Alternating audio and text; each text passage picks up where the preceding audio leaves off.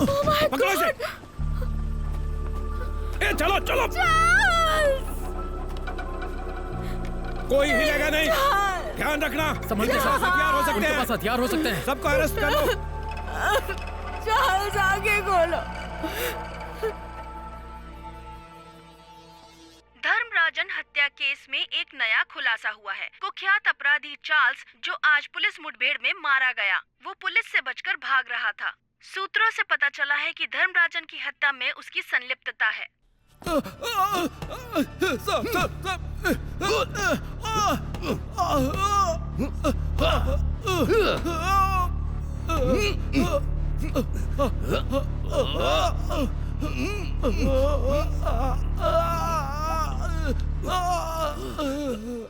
सही और गलत से ऊपर एक सच्चा पुलिस वाला हमेशा अपनी वर्दी के प्रति वफादार रहता है।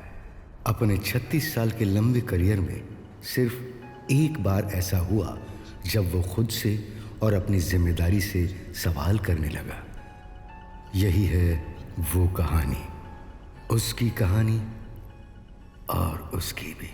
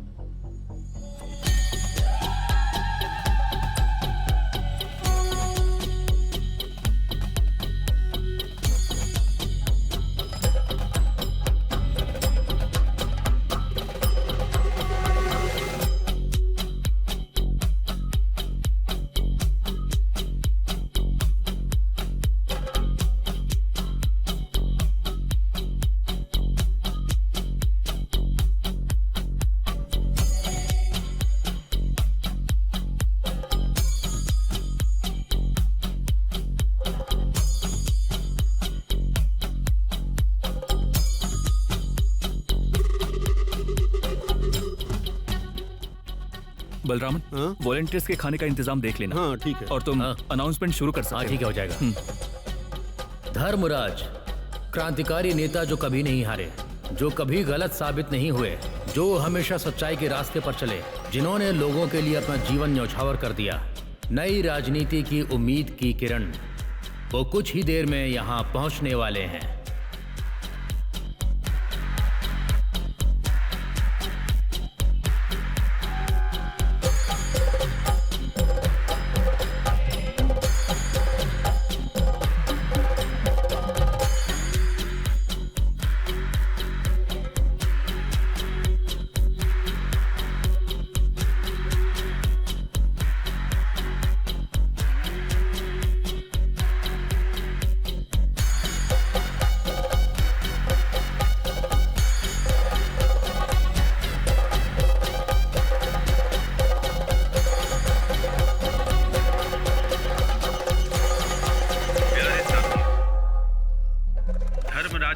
शहर का वो त्योहार हमें वापस दिलाया है जो पिछले कई सालों से रुका हुआ था, और साथ ही साथ धर्मराजन की राजनीतिक जीवन पर आधारित धर्मराज्यम आप सभी लोगों के उत्सव के बीच 10वें दिन रिलीज की जाएगी। मैं धर्मराजन को स्टेज पे आमंत्रित करता हूं ताकि धर्मराजन अपने किताब के बारे में बताए।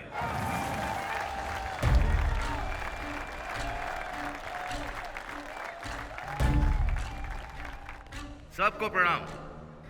मैं अपने शब्दों से ज्यादा काम पर भरोसा करता हूं। मैंने राजनीति को इसी मिट्टी से सीखा है।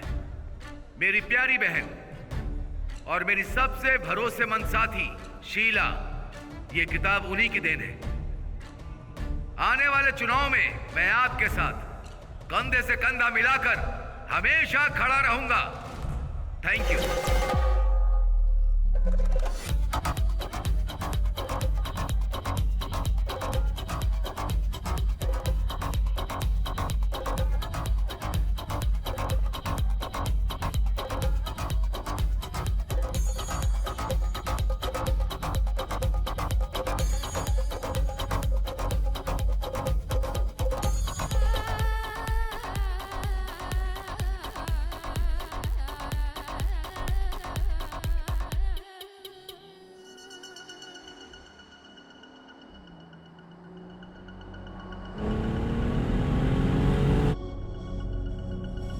सुना, उसने पार्टी के लिए रखा गया पैसा बैंक से निकाल लिया है। यही सबसे बड़ी दिक्कत है विनयन। चल पीना। तू बस ये समझ कि इस शहर से तेरा ये आखिरी दाना पानी है।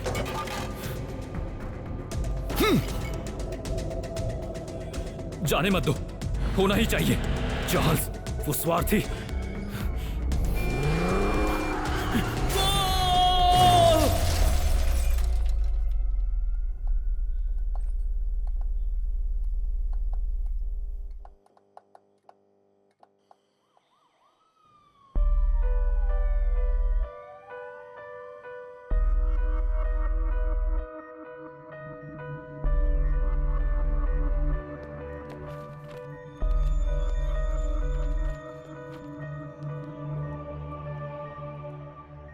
किशोर, मरीज की हालत कैसी है? जीसीएस लेवल 10 से नीचे है। 24 घंटे वेट करना पड़ेगा।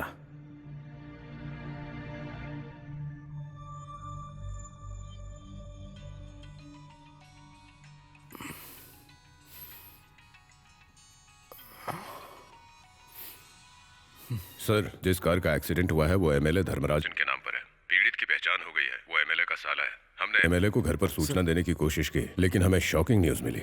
वो मरे हुए मिले हैं। व्हाट?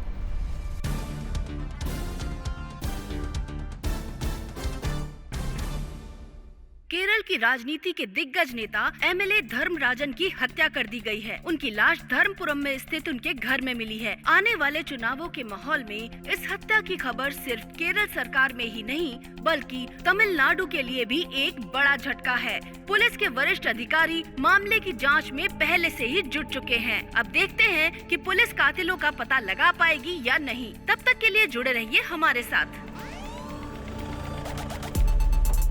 सर, सब ठीक है ना सुमन? अंडर कंट्रोल है सर। इलाका सील कर दिया ना? कर दिया है सर, और 2 पुलिसकर्मी भी लगा दिए हैं। हाँ, नसीर सर प्लीज आइए। ये ऑपोजिशन कैंडिडेट हैं कृष्ण कुमार। मैंने होम मिनिस्टर से बात कर लिया है। इस केस में कोई भी कड़ी छूटनी नहीं चाहिए। फॉरेंसिक का क्या जी हुआ? सर, वो तैयार है सर, लोग यहीं रुकिए। लेकिन रात में उनके ज्यादा करने के लिए कुछ है नहीं। फॉरेंसिक जांच पूरी होने तक तुम यहीं रहोगे सुमन। सर, दीपक, यस सर। ध्यान रखना कोई भी अंदर ना घुसने पाए। सर। सबूत का एक छोटा सा हिस्सा भी गायब नहीं होना चाहिए। Yes sir. कोई क्लू? अभी तक नहीं सर। मर्डर वेपन मिला नहीं है sir.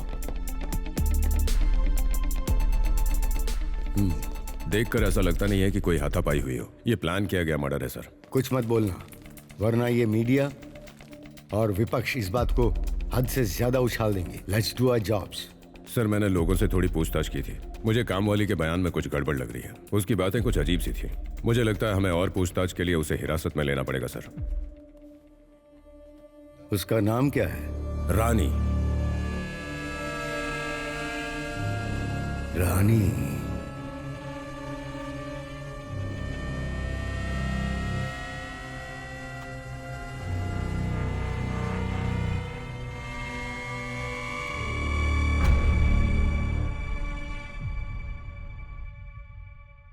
Officers, we have created this war room for an emergency purpose. MLA Dharmarajan की हत्या की जांच के लिए एक स्पेशल इन्वेस्टिगेशन टीम हम लोगों ने तैयार की है। ये टीम 2 हिस्सों में काम करेगी। जिस दिन उनकी हत्या हुई उस दिन उन्होंने कौन कौन से कार्यक्रम अटेंड किए उसकी जानकारी दो। सर, इंटेल से पता चला है कि एमएलए धर्मराजन जमीन के सौदे के लिए कुलशेखरम गए हुए थे। हम उनकी फाइनेंशियल डिटेल्स निकाल रहे हैं। सर, सरकार में बदलाव के बाद एमएलए थोड़ी ज्यादा मुश्किल में थे। शाम के समय में वो मंदिर के फेस्टिवल में मौजूद थे, जहां पर उन्होंने लोगों के बीच में अपनी पॉलिटिकल बायोपिक रिलीज करने की डेट का ऐलान किया था। सर, आप भी वहीं पर थे ना? हाँ, उन्हें कुछ सुरक्षा को लेकर चिंता थी। He was not his usual self. Sir, उस रात जंक्शन पर होने वाला नेटवर्किंग इवेंट आखिरी वक्त में उनके घर पर शिफ्ट कर दिया गया। करीब 50 आदिवासी लोग उस कार्यक्रम में आए थे सर, और उसके बाद परिवार वालों के अलावा घर में और कोई नहीं था। तो इसका मतलब ये हुआ कि हमारा डिवीजन उस मेड रानी से पूछताछ करेगा और यही हमारी डिवीजन का काम रहेगा। सर, पूछताछ की जगह पूरी तरह गोपनीय होनी चाहिए। हमारे सिस्टम के अंदर भी किसी को इसकी भनक नहीं लगनी चाहिए। उसके आसपास जो रहस्य साजिश है उसे सामने लाना तुम्हारी जिम्मेदारी है। इन 3 घटनाओं के बीच जो कुछ भी हुआ है वही इस पूरी पहेली को सुलझाएगा।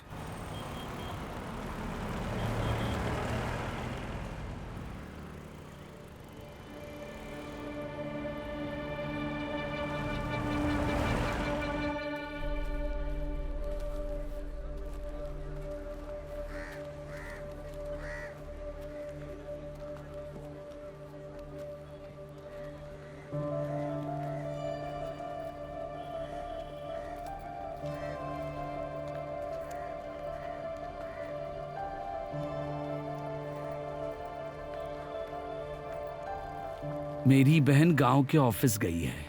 खेत को प्लॉट में बदलवाने के लिए है ना? वो काम तो मैंने पहले ही निपटा दिया था। फिर भी हमें ये लोग बार बार बुला लेते हैं। अरे तुम सब कुछ अपनी भांजी के नाम पर क्यों लिखवा देना चाहते हो? ये सही बात नहीं है। तुम्हें भी तो पैसों की जरूरत है ना, भले ही अस्पताल सरकारी ही क्यों ना हो, पैसा तो चाहिए ना। मेरी दवाइयों का खर्च डिपार्टमेंट उठाता है, लेकिन पैसों से परे भी कुछ चीजें होती हैं जीवन के लिए, जैसे कि ये खाना। जाओ, तुम्हारे लोग आ गए हैं। ठीक है, तो फिर कुछ चाहिए हो तो बता देना।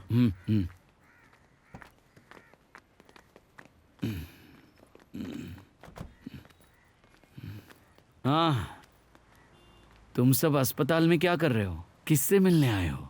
तुम्ही से मिलने आया हूँ। और भला यहाँ किससे मिलने आऊंगा मैं? सिर्फ मेरे लिए नहीं, बल्कि सबके लिए। अब तबीयत कैसी है? ठीक लग रहा है। न भूख है न प्यास है। वार्ड में कुछ छोटे छोटे बच्चे हैं, बहुत प्यारे हैं। वो अनाथालय से आए हैं। ये खाना उन्हीं के लिए है। मैं बताता हूँ कि मैं यहाँ किस लिए आया हूँ। मैं तो तुमसे बस ना सुनने के लिए आया हूँ यहाँ पर। एसपी सर ने बहुत दिनों बाद याद किया है तुम्हें। उनका एक मैसेज है, इसलिए आया हूँ। बस ये समझ लो कि ये भी ड्यूटी का हिस्सा है। तुम्हें एमएलए धर्मराजन के मर्डर के बारे में तो पता होगा। उसी मामले में पूछताछ शुरू कर रहे हैं और हमारे एसपी सर ये चाहते हैं कि तुम भी इस टीम का एक हिस्सा बनो और इन्वेस्टिगेशन में हमारी मदद करो। इक्का, मैं तुमसे कुछ पूछ सकता हूँ? उसमें ऐसा क्या देख लिया जो हम लोगों में नहीं है, उसमें है? सुनो, तुम अपने आप को क्या समझते हो? तुम उसके बारे में नहीं जानते। वो सम्मान के काबिल है। केरल पुलिस के कई उलझे हुए मर्डर केस इसी आदमी ने सुलझाए हैं, वो भी अकेले। भासी एक बेहतरीन पुलिस अफसर है, उसकी सोच कमाल की है, लेकिन अफसोस बीमारी किसी को नहीं छोड़ती है। मेरे प्यारे इक्का, तुम इन सब चीजों से अनजान हो। यहाँ के टेढ़े मेढ़े तरीके तुम्हें नहीं पता है। क्या तुम्हें इस केस के बारे में थोड़ी भी जानकारी है? इस केस के बारे में कुछ जानते हो? वो शैतान की पूजा करता है, शैतान की। हाँ, एक बार जब मैं उसके घर गया था तो उसकी जीभ इस तरह से बाहर निकली हुई थी। हाँ, उसकी आंखें भी बाहर निकली हुई थी। आ जाओ। तुम सही कह रहे हो। ड्यूटी के मामले में वो सच में शैतान है, वरना इतनी बीमारी के बावजूद वो हमारे साथ आने के लिए क्यों तैयार होता?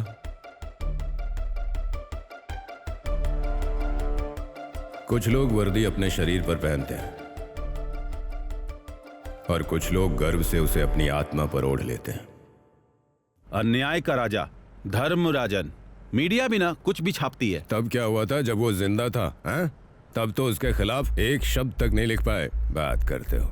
कोई ना कोई इससे तगड़ा फायदा जरूर उठा रहा है और हमें यही तो पता लगाना है कि इन सब के पीछे कौन है। मुझे तो लगता है कि उस काम वाली को गलती से फंसाया गया है। आपने सही कहा, वरना उस पर हाथ डालने की हिम्मत कौन करता? तुम्हें धर्मराजन का असली चेहरा पता है? हैं?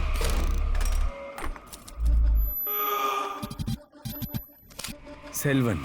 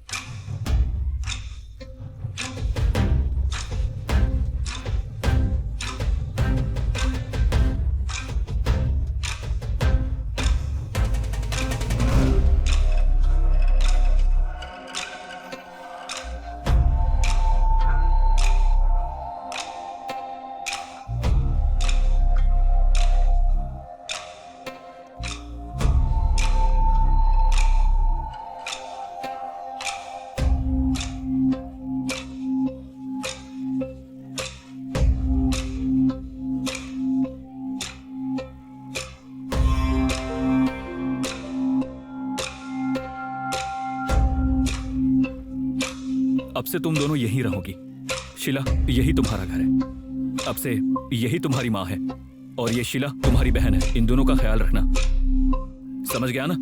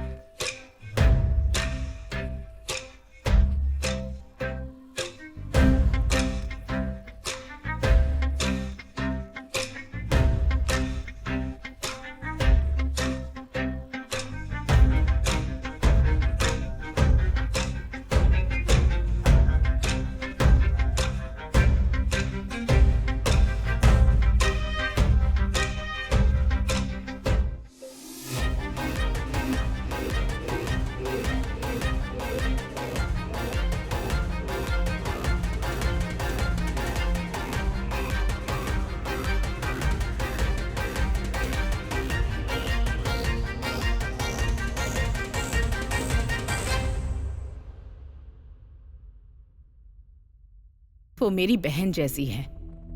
तुम कैसे कह सकते हो कि तुम उसे मुझसे ज्यादा जानते हो? मैं नाइंसाफी होने दूंगी। इस गलतफहमी में बिल्कुल मत रहना। मैडम, आप एक अजनबी का पक्ष ले रही हैं। आपके भाई को मारने वाली वही है। उस पर कत्ल का इल्जाम आप ही तो लगा रहे हैं। सिर्फ आरोप मत लगाइए, साथ में सबूत भी दीजिए। उस लड़की को फंसा कर किससे बचा रहे हैं आप? आप रानी को कब से जानती हैं?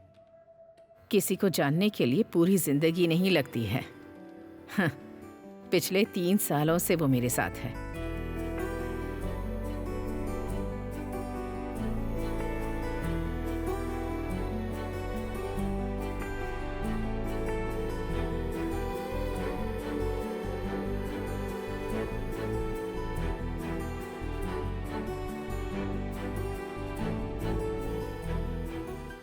जब मैं लिखती थी वो मेरी मदद करने आ जाती थी। बस उसी दौरान उसे पढ़ने लिखने का शौक लग गया। वो हर काम करती है, मुझे बहुत अच्छे से जानती है। बहुत समझदार लड़की है वो, दिल की बहुत अच्छी, बहुत पवित्र। हम तो बस सवाल पूछ रहे हैं और चाहते हैं कि आप साफ साफ जवाब दें। क्या मैं अभी आपको साफ नहीं बता पा रही हूँ? मैडम, हम आपसे साफ साफ पूछ रहे हैं, आप भी हमें साफ साफ बता दीजिए। त्योहार के बाद रानी कब लौटी थी? रात के 10 बजे। देखो मैं क्या लाई हूँ।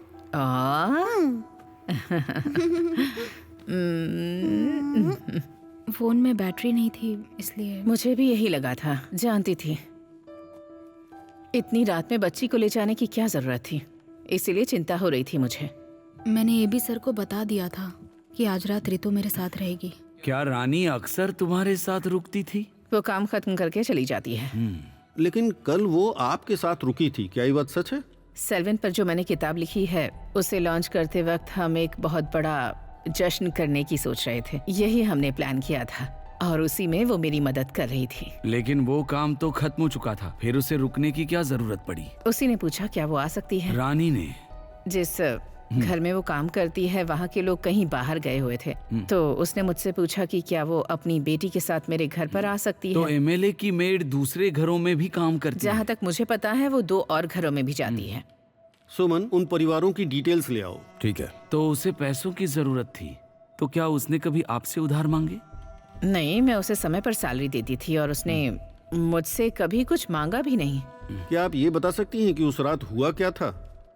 वो चाहती थी कि किताब पूरी होने के बाद वो सेल्विन से मिले। उस दिन भी हमेशा की तरह डिनर के बाद वो अपने रूम में चले गए, तो मैंने रानी से कहा कि वो उन्हें किताब दे दे। मुझे उम्मीद थी कि किताब देते वक्त वो उसे जरूर कुछ न कुछ तोहफा देंगे। तोहफा तो कमाल का था।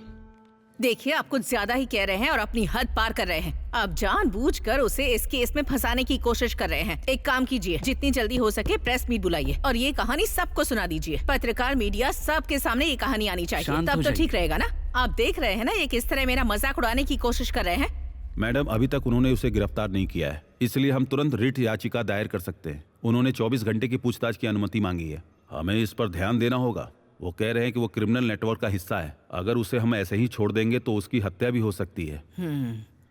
आपको जो जरूरी लगता है वो कीजिए।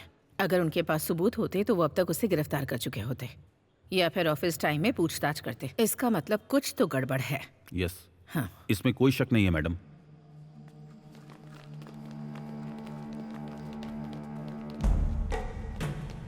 मैं होम मिनिस्टर से मिला था, वो इस केस को हाई प्रायोरिटी दे रहे हैं, लेकिन नुकसान तो हमारा ही हुआ है। लालजी, अपना बयान दीजिए और फिर जाइए।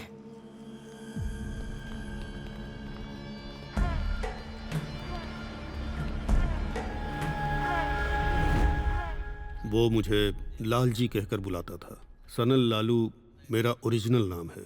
अच्छा, ये बताइए कि परिवार के अलावा धर्मराजन को आखिरी बार किसने देखा था? कोई तस्दीक कर सकता है? पता नहीं सर। आप कल रात वहाँ थे, क्या ये सच है? दरअसल वो जंक्शन पर राशन बांटने का कार्यक्रम रखने वाले थे, लेकिन तबीयत ठीक नहीं होने की वजह से उन्होंने जगह बदल दी। मैं वहीं मौजूद था। 9वां दिन।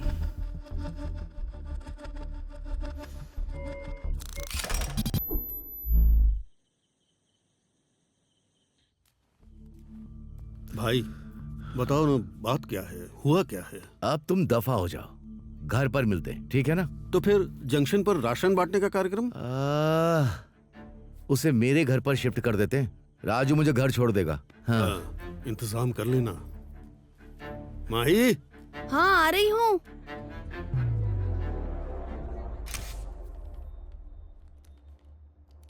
क्या उसे किसी बात की चिंता सता रही थी? देखकर तो ऐसा नहीं लग रहा था, पर क्या? वो कंपनी आपके रास्ते में खड़ी होने लायक कंपनी है ही नहीं, इसलिए कंपनी की तरफ से प्यार की निशानी के तौर पे ये आपके सामने हाजिर है। इसमें पूरे 35 मिलियन है। कंपनी को पूरा भरोसा है कि चुनाव आप जीतेंगे। मणिवर्णन, मैं ये चुनाव तुम्हारी कंपनी के चिल्लर पैसों से बिल्कुल नहीं जीतने वाला। मैं देख लूंगा, तुम जाओ। जमीन घोटाले के मामले में जब सरकार के पक्ष में फैसला आया और जमीन पर स्टे लग गया, तब मणिवर्णन और उसकी कंपनी धर्मराजन को वाई पास करके राजनीतिक समझौता करना चाहते थे। उसके सामने आकर रिएक्ट करने के अलावा उनके पास कोई दूसरा रास्ता नहीं बचा था। धर्मराजन ये अच्छे से जानता था।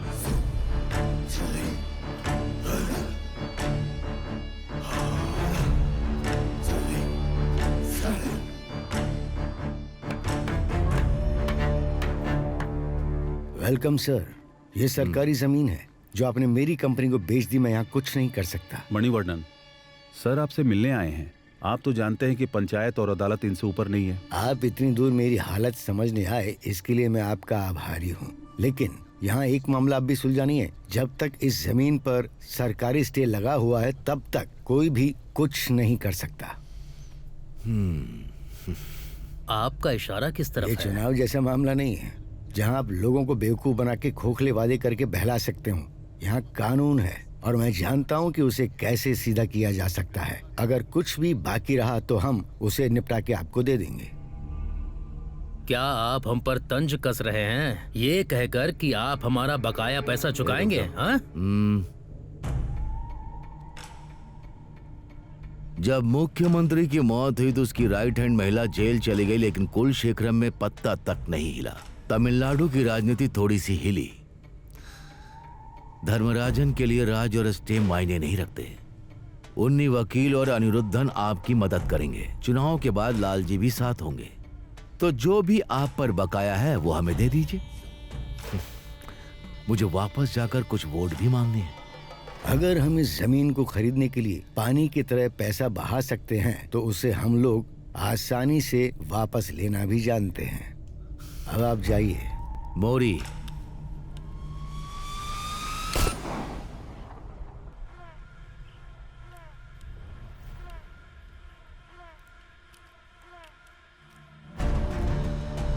अब आप मुझे मजबूर मत करिए कि मैं किसी को छूने पर उतारा हूं। 48 घंटे में पैसे मेरे पास पहुंच जाने चाहिए।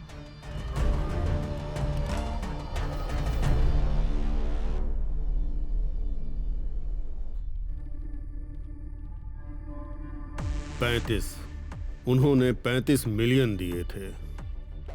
एग्जिट पोल धर्मराजन के बिल्कुल खिलाफ थे। ये खबर चारों तरफ फैल गई और पार्टी फंड का सारा पैसा धर्मराजन के घर शिफ्ट कर दिया गया। आपको वो पैसा ढूंढना होगा। मुझे लगता है उस पैसे और हत्या के बीच कोई रिलेशन है।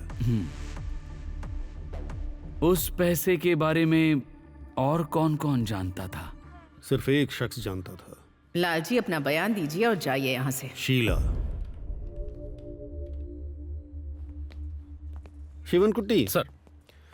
भासी चट्टन का ख्याल रखना। सर। बीमार है वो, समय पर दवाइयाँ दिलवा देना और डॉक्टर अरुण कुमार से कांटेक्ट में रहना। जी सर। ये क्या है? सर, ये उनकी नौकरानी रानी की बैकग्राउंड रिपोर्ट्स हैं। आप एक बार चेक कर लीजिए। सब क्लियर है?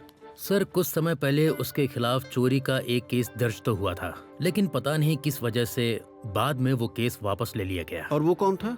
वो एमएलए की आराटू हाउस की महेश्वरी।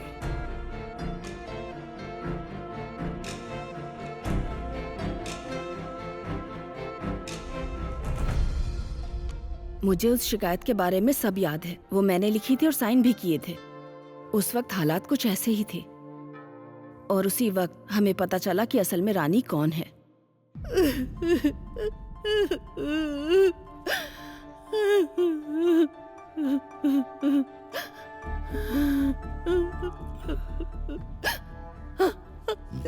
सुनिए जी, ये सब मेरी गलती माही, है। मेरी माही, वजह से हुआ माही, ये माही, सब। माही, माही, तुम चिंता मत करो, हम रास्ता निकाल लेंगे। तुम बस हिम्मत मत हारना।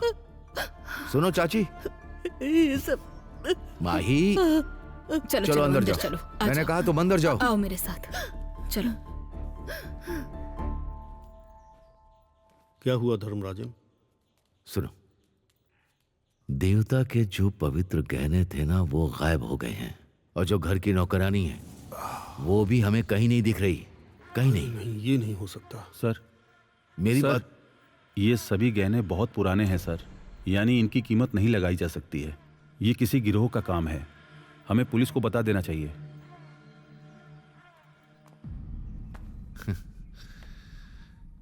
क्यों बशीर, तुम यहाँ पहली बार आए हो? हाँ सर। क्या वो आपके घर पे काम करती थी? वो पिछले कई सालों से हमारे घर पर ही काम कर रही थी। वैसे वहां कुछ करने के लिए कुछ खास नहीं था, कुछ भी नहीं। इस तरह के अपराधी अपना शिकार करना अच्छी तरह से जानते हैं। वो जो वहां नहीं कर पाई, वो यहाँ करके चली गई। वैसे यहाँ काफी समय से थी क्या?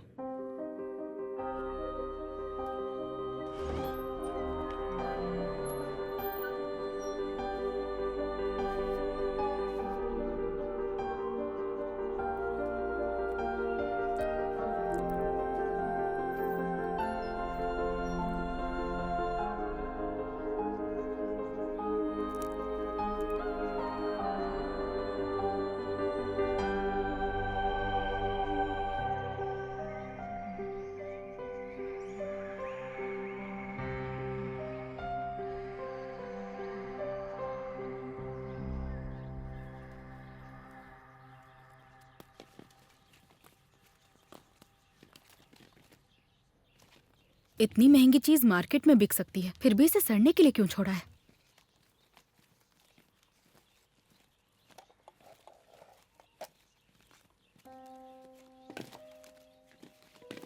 क्या तुम सोच रही हो कि दुल्हन की तरह सीधे अंदर चली जाओगी? जाओ यहाँ से। महेश्वरी अम्मा, वो काम में थोड़ा व्यस्त है, जाओ मिल लो उनसे। क्या आप इस घर की मालकिन हैं? मैं ही राजकुमारी हूँ। क्यों, सुनकर हैरानी हो रही है? 15 साल की उम्र में यहाँ आई थी और अब 90 की हो गई हूँ। बहुत आए चले गए, पर मैं अब तक यही हूँ। अच्छा ठीक है, तो ये लीजिए नारियल का गुच्छा। यहाँ कोई मशीन नहीं है, तुम्हें ही वॉशिंग मशीन और चक्की बनना पड़ेगा। बहुत मेहनत करनी पड़ेगी, हर काम जिम्मेदारी से करना होगा। कल होने वाली बैठक से पहले आंगन अच्छी तरह से साफ कर देना। मैं सब कुछ करूँगी तो पान खाना सिखाएंगी? तुम्हें पान की क्या जरूरत, तुम्हारे लिए एक चुटकी ही काफी है।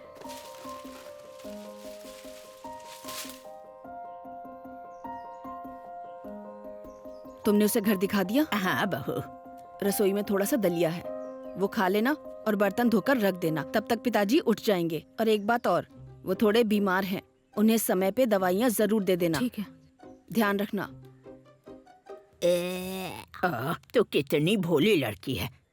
ओम जय जगदीश हरे। दोपहर के खाने में बहुत सारे लोग आएंगे, सब कुछ तुम्हें ही संभालना है। जिम्मेदारी से काम करना। सब कर लूंगी, बस मुझे पान खाना सिखाइए। बहुत शैतान हो तुम। शैतान तो आप हैं।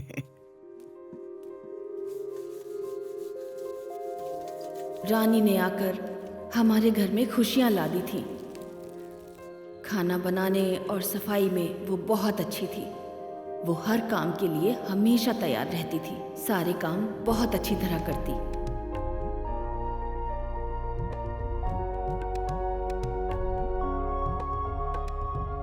मेरे बच्चे कह रहे हैं कि उन्होंने बहुत दिनों के बाद इतना अच्छा खाना खाया है। इतना सब कुछ कैसे संभाला तुमने? इतना अच्छा खाना किसने बनाया महेश्वरी?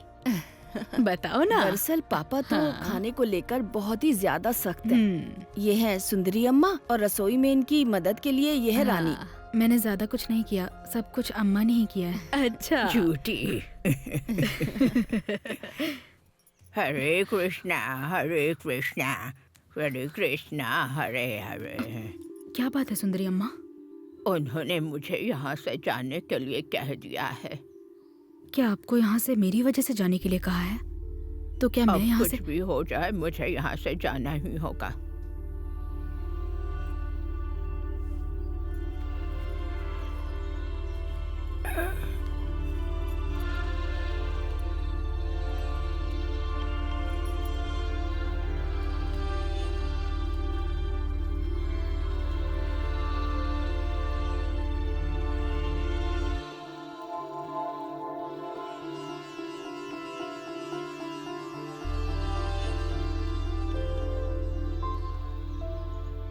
उल्कूडैया पेरूमल को पूरा यकीन था कि वो दुश्मनों के हाथों अपना राज्य हार जाएगा। भविष्यवाणी थी कि उसकी मौत तय है, लेकिन युद्ध जीतने के लिए वो कुछ भी कुर्बान कर सकता था। आखिरकार उसने युद्ध जीत लिया। क्या आपने भी युद्ध लड़े हैं दादाजी? हम सब अपने अपने भीतर एक युद्ध ही तो लड़ते हैं ना। शुरुआत में वो पिताजी की देखभाल करती थी। उसे घर में हर जगह आने जाने की पूरी तरह से आजादी थी। तो उसे पता था कि गहने कहाँ रखे हैं? हाँ बिल्कुल, वो यहाँ के कोने कोने से वाकिफ थी। और मेरे पिता गहनों की जान से भी ज्यादा हिफाजत करते थे। पिताजी के गुजरने के बाद ये पहली बार है जब हम उत्सव कर रहे हैं, और जब मैं गहने देखने गई तो वो तिजोरी में थे ही नहीं, और वो भी गायब थी। ठीक है, यहाँ पर साइन कर दीजिए।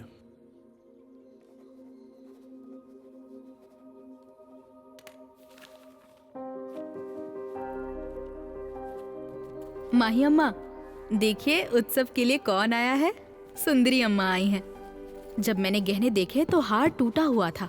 मेरे पिताजी कहा करते थे कि इसे ठीक करना सिर्फ सुंदरी अम्मा को आता है ना? इनकी तबीयत ठीक नहीं रहती है, ये उत्सव में नहीं आ पाती, ये सोचकर बहुत दुखी थी। इसीलिए मैं इन्हें साथ लेकर आ गई।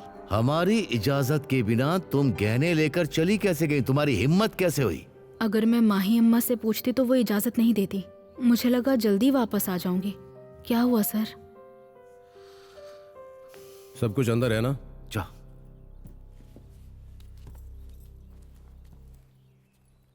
वो हमारे घर की पुरानी नौकरानी थी। उसकी खराब सेहत की वजह से उसे निकालना पड़ा। उसके जाने के बाद सिर्फ रानी ने उसके बारे में सोचा। उसे वापस बुलाने के लिए उसने बस एक बहाना बनाया था। अच्छा ये बताइए, आप धर्मराजन को कैसे जानती हैं?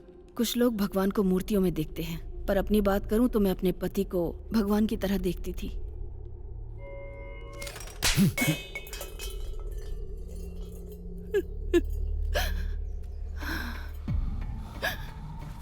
मत करो सेल्वा। क्या तुम्हारे हरामखोर बाप ने तुम्हें जमीन इसलिए दी थी कि कौड़ियों के भाव बेच दो उसे?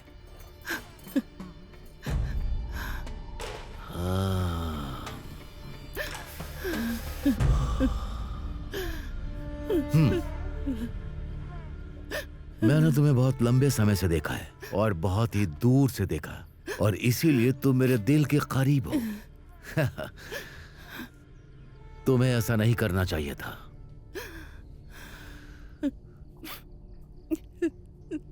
कोई भी फैसला लेने से पहले तुम्हें मुझसे पूछना चाहिए था। हाँ? मुझे माफ कर दीजिए। तुम्हें पूछना होगा, ठीक है? कुछ भी करने से पहले पूछोगी।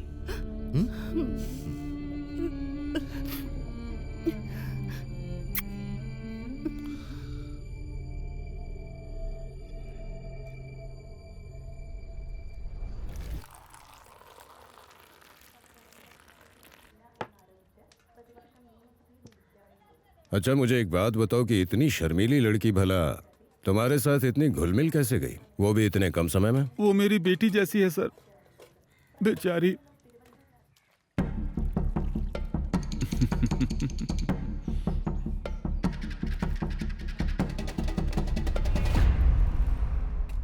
रानी भी उसी की तरह कहीं दूर से आकर उस कस्बे में बस गई और वहीं पे अपना कामकाज करने लगी। धर्मराजन ऐसी छोटी मक्खियों की परवाह भी नहीं करता। क्या वो अक्सर यहाँ पर आती थी? हाँ सर, वो अक्सर यहाँ आती थी। यहाँ उधार भी चलता था? हाँ हाँ, चलता था उधार। वो महेश्वरी अम्मा के लिए यहाँ से अक्सर खाना ले जाया करती थी। बस थोड़ा बहुत लेन देन था, वो सब कुछ अकेले नहीं संभाल सकती थी। पर वो महीने के आखिर में मुझे पैसे दे देती थी। वो बहुत ही ईमानदार है, न एक पैसा कम न एक पैसा ज्यादा। जल्दी करो, इसे वहां रख दो।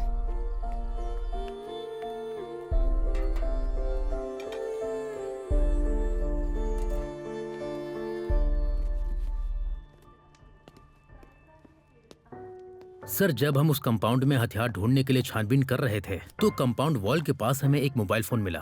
पुराना फोन था। हमें लगता है कि वो वहाँ अनाउंसमेंट करने वाले का ही था। फोन चेक किया था? चेक किया सर। वो कुछ संदिग्ध लग रहा है। वो हमारी कस्टडी में है क्या? हाँ सर।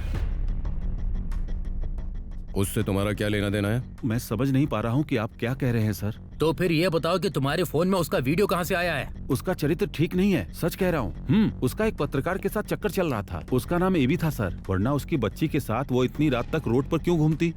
मैंने अपनी आंखों से देखा है सर, सच कह रहा हूँ। मैं एमएलए साहब के बहुत करीब हूँ, उनके सारे कार्यक्रम का अनाउंसमेंट करता हूँ। मैंने चोरी छिपे इसके वीडियो इसलिए बनाए ताकि धर्मराजन सर को उसके बारे में चेतावनी दे सकूं। यही सच है सर। इसके अलावा मैं उसके बारे में कुछ भी नहीं जानता हूं सर।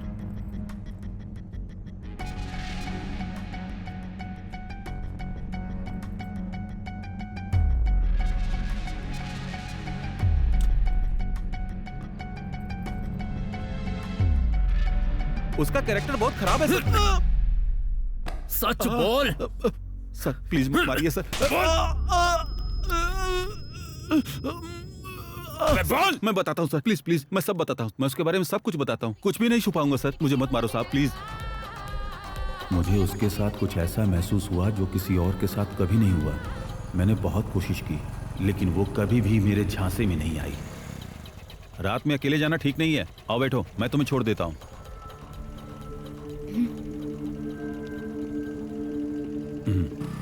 उस रात पहली बार जब वो मेरी बाइक पर बैठी तो मैं सब कुछ उसे बता देना चाहता था लेकिन हिम्मत नहीं हुई।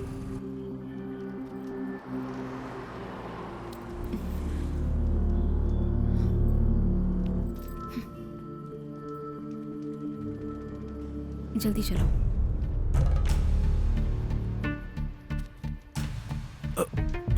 मैंने तय किया कि मैं उसे सब सच बता दूंगा, इसलिए एमएलए के घर में कूदकर चला गया। लेकिन वहां पहुंचकर जब मैंने देखा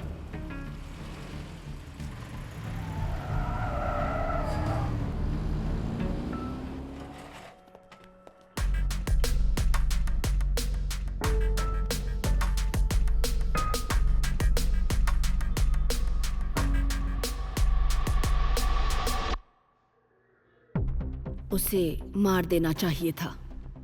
कई बार मैं उसे मार डालने के बहुत करीब पहुंच गई थी, लेकिन मैं सिर्फ इस उम्मीद में जिंदा रही कि किसी दिन उसे मरा हुआ देखूंगी।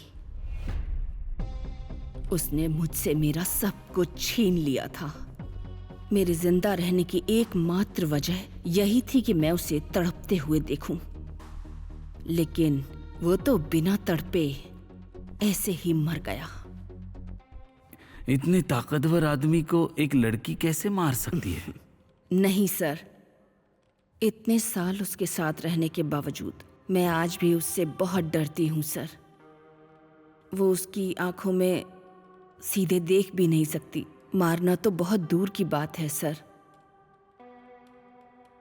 वैसे भी उसे मारकर मुझे क्या मिलता? उसके साथ कैसा बर्ताव करता था? औरतें उसके लिए सब एक जैसी थी। उसके सामने औरतों को दब के रहना था। मेरा मतलब, क्या उसने उसके साथ कोई गलत शारीरिक हरकत की थी?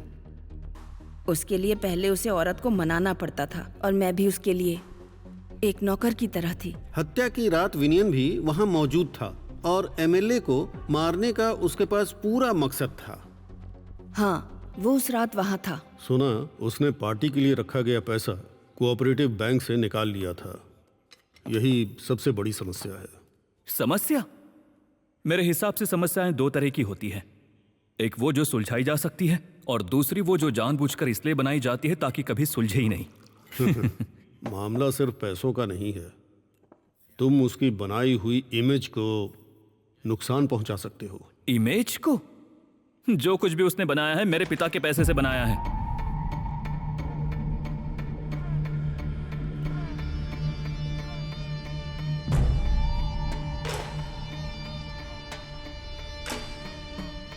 खाना दो।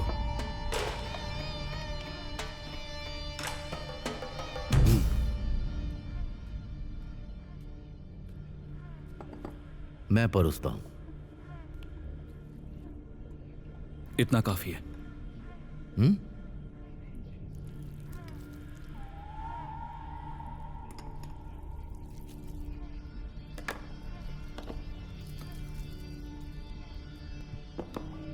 बहन क्या ये और डालूं?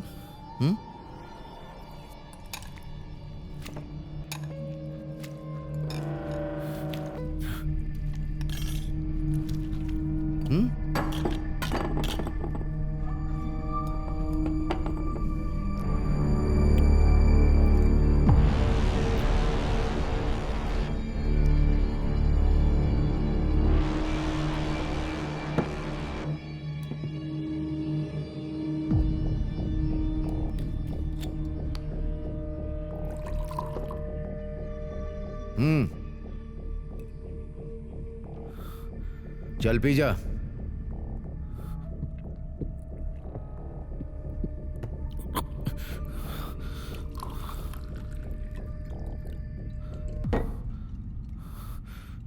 कहा ना पी।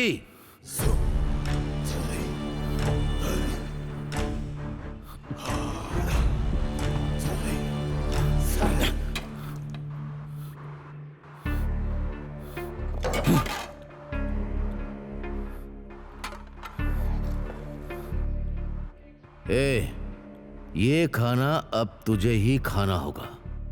ना तो ये तुम्हारी भूख मिटाएगा और ना ही ये तुम्हारी प्यास बुझाएगा। मुझे पता है, तू बस ये समझ कि इस शहर से तेरा ये आखिरी दाना पानी है। आज के बाद इस घर में तेरे लिए अब खाना नहीं है। तू इस शहर में दोबारा अपना चेहरा मत दिखाना।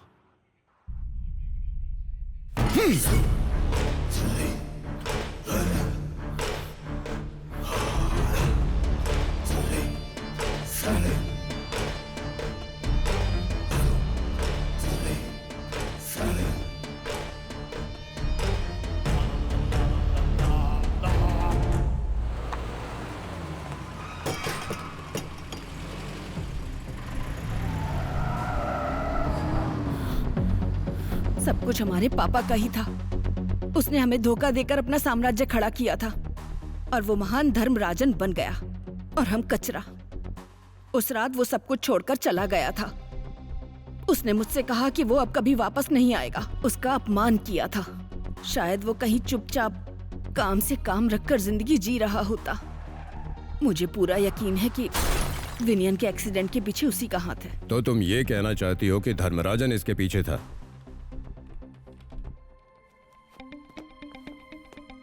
दोस्तों, हमारे पुलिस डिपार्टमेंट की तरफ से एसपी साहब एक जानकारी देने आए हैं। एक ऐसी स्थिति जिससे हजारों लोगों की जान खतरे में पड़ सकती थी, उसे इस वक्त टाल दिया गया है। एक ऐसी खबर जो आप लोगों का दिल दहला देने वाली है, जिसकी वजह से बहुत लोगों की जान को खतरा हो सकता था। धर्मपुरम में उत्सव स्थल के पास बहुत ही खतरनाक विस्फोटक बरामद किए गए हैं। हम इस बात की जांच कर रहे हैं कि क्या एमएलए धर्मराजन की हत्या से इसका कोई संबंध है। अब सवाल ये उठता है कि धर्मपुरम के मंदिर उत्सव को रोकने की साजिश कौन कर सकता है? कौन है वो? हम इन दोनों घटनाओं की जड़ तक पहुंचने की पूरी कोशिश कर रहे हैं। इसके पीछे जो कोई भी है वो जल्द से जल्द आपके सामने होगा। इन सब विस्फोटक जानकारियों के बारे में हमें एक सोर्स से टिप मिली थी, जिसकी वजह से इसे क्रैक करने में हमें सहायता मिलेगी।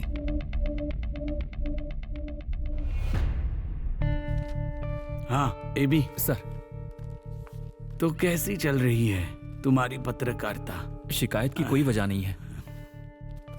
हत्या वाली रात तुम्हारी बच्ची रानी के साथ थी ना? इसी बहाने का इस्तेमाल करके वो उस रात एमएलए के घर रुकी थी। निम्मी उस रात अस्पताल में ड्यूटी पर थी। अच्छा। निम्मी मेरी वाइफ है। हाँ। और मैं भी शहर से बाहर था, इसलिए हमारी बच्ची रानी के साथ थी। हाँ। जब हम दोनों बिजी होते हैं तो रानी ही बच्ची का ध्यान रखती है। अगर हमें देर भी हो जाए तो रानी वहीं रहती है। अरे मुझे मत कुछ करो। नहीं सुनना। अरे ऐसा मत करो। मन का बेटा विनय अरे क्या कर रहे हो? अरे मत करो ऐसा। मैं उससे सबक सिखाता अरे मैंने रहूंगा। तुमसे कहा ना मत मैं जाओ उसे यहाँ से। छोड़ूंगा नहीं, देख लेना। अरे रुको। हटो, हटो। अब मुझे अंदर आप जाना अंदर है। नहीं जा सकते। अरे, मैंने कहा ना हट जाओ। किसी की मुझे एंट्री अंदर नहीं जाना है। सर, एक मेरी सभी बेटी के लिए अंदर मना है। किया गया है। देखिए, मुझे शीला मैडम से मिलना है। ये पहले बोलते हैं। हाँ।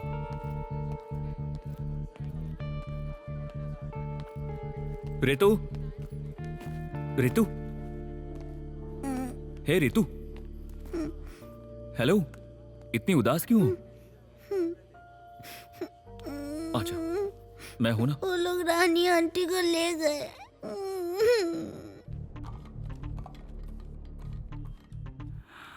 तुम तालुक अस्पताल में कब से काम कर रही हो? करीब 5 साल से। इससे पहले कहाँ थी? मैं कुछ सालों से ग्रामीण क्षेत्रों में वॉलंटियर का काम कर रही थी, थोड़े समय के लिए। उसके बाद तुम धर्मपुरम आई। हाँ। पहले का काम वहां से तुमने छोड़ दिया था ना? हाँ सर, ऑनलाइन पत्रकार हूँ। आपको याद है, एमएलए के खिलाफ रिपोर्टिंग करने पर मैं मुश्किल में पड़ गया था। मुझे अपनी जान का डर था, इसलिए मैंने फेक नाम से छुपकर ऑनलाइन लिखना शुरू कर दिया। मैं पिछले 4 साल से उस स्टोरी के पीछे पड़ा था। पुख्ता सबूत के लिए मैं उसका पीछा कर रहा था।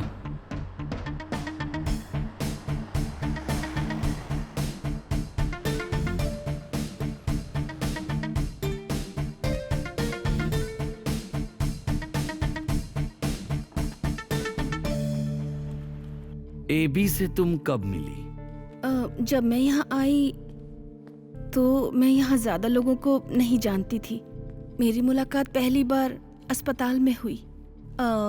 एक बार झगड़े में चोट लगने के बाद 2-4 महीने तक अस्पताल में रहा। उसे ठीक होने में काफी वक्त लगा। उसकी चोटें गहरी थी। उसके बाद हम दोस्त बने, फिर दोस्ती गहरी होती चली गई और साथ रहने का फैसला किया। तो तुम कानूनी तौर पर शादीशुदा नहीं हो? हमें इसे कानूनी बनाने की जरूरत ही नहीं पड़ी। निम्मी और मेरे बीच में थोड़े मतभेद थे। ये कॉफी का मग है, एस्ट्रे नहीं है। हम दोनों अपनी व्यस्त जिंदगी में ऋतु का ठीक से ध्यान नहीं रख पा रहे थे। रानी के आने के बाद ही हमें इसकी गंभीरता समझ में आई।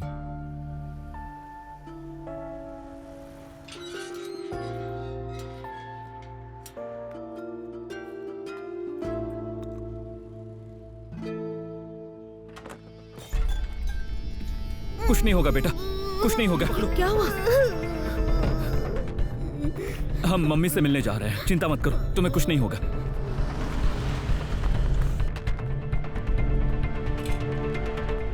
लोग अक्सर अपने बच्चे का खून देखकर डर जाते हैं।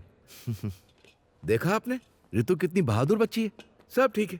मम्मी, हाँ, तुम इसे लेकर इतने लापरवाह कैसे हो सकते हो? तो ये कौन है? ये हमारी नई नौकरानी है, अभी अभी काम पर लगी है। तब तो ईश्वर ने आपकी मदद की है। समय रहते बच्ची को हम तक पहुंचा दिया और उसे पूरी तरह सुरक्षित कर दिया। Thank you. इतनी व्यस्त होने के बावजूद वो सबके लिए वक्त निकाल लेती थी। मुझे पूरा भरोसा है कि ऋतु रानी के साथ पूरी तरह सुरक्षित है।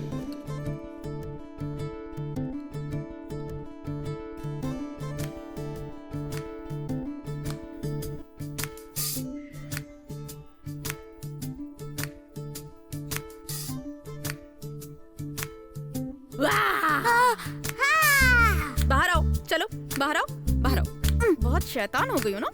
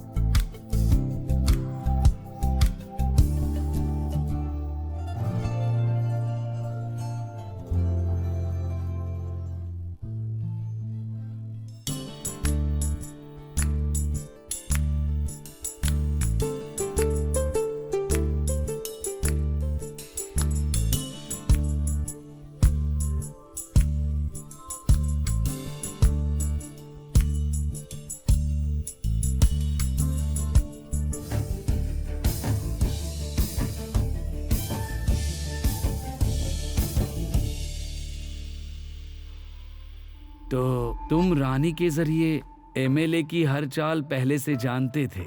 ओह, जब मैंने उसे काम पर रखा था तो मुझे भी यही लगा था, लेकिन वो बहुत हिम्मत वाली है, किसी भी चीज के लिए जरा सी भी डगमगाई नहीं।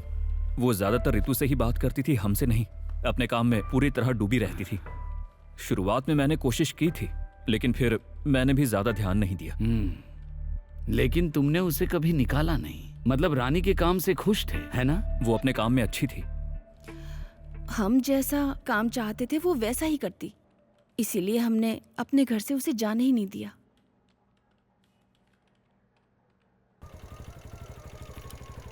ये बॉर्डर के बाद पहला अवैध शराब का अड्डा है। अरे भाई, एक बोतल रम देना। रम का चांस ही नहीं है और मैं दे भी नहीं सकता। लेकिन ऐसा क्यों? अभी थोड़ी देर पहले यहाँ पर हंगामा हो रहा था, 2 लोग आपस में लड़ रहे थे, इसीलिए मैं दे नहीं सकता सर।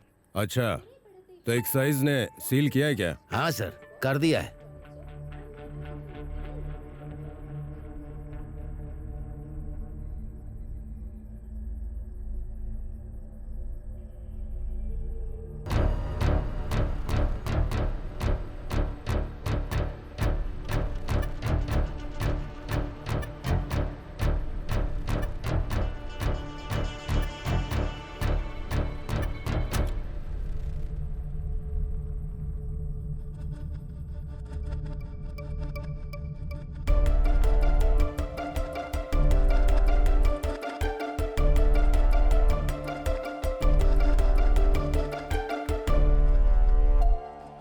मैडम से मिलने का अपॉइंटमेंट है मेरे पास। ठीक है, जाइए। मैं यहीं पर लिखती हूँ। क्या देखना चाहते हैं आप? अगर आपको कोई दिक्कत ना हो तो कुछ देर में यहाँ बैठूं? इतनी रात का ये सही वक्त है क्या? Routine police formality. ठीक है, कैरी ऑन।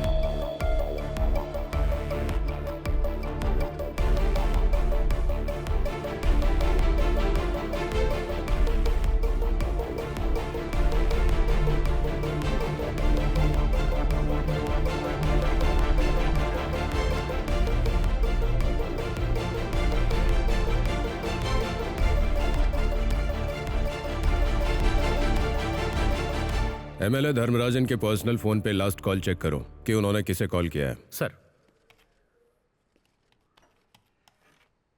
हेलो सर, क्या आपको कोई ऐसी चीज मिली है जो मेरे भेजे गए सीसीटीवी फुटेज से मैच करता हो? कुछ भी ऐसा जो आपको मिला हो? सर, एक चोरी की गाड़ी है, उस पर नकली नंबर प्लेट लगी है। मदुरई में ऐसे काम करने वाले कई लोग हैं, कई लोग ऐसा काम करते हैं। मैंने उन सब का पता लगाकर लिस्ट बना ली है sir. I'll call you back. Sir, एक जरूरी अपडेट है। We have a lead.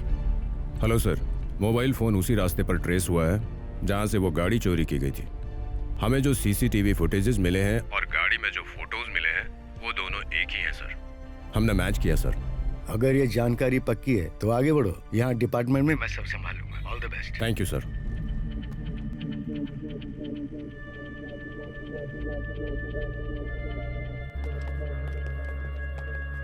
Sir, हाँ, हमें पक्की खबर मिली है सर। चार्ल्स और उसकी टीम इसी होटल में है सर। मैंने उनके कमरे की चेकिंग कंफर्म कर ली है हाँ। सर। बैकअप टीम नीचे है सर। हाँ। लेकिन वो अनप्रिडिक्टेबल है sir. Let's go ahead.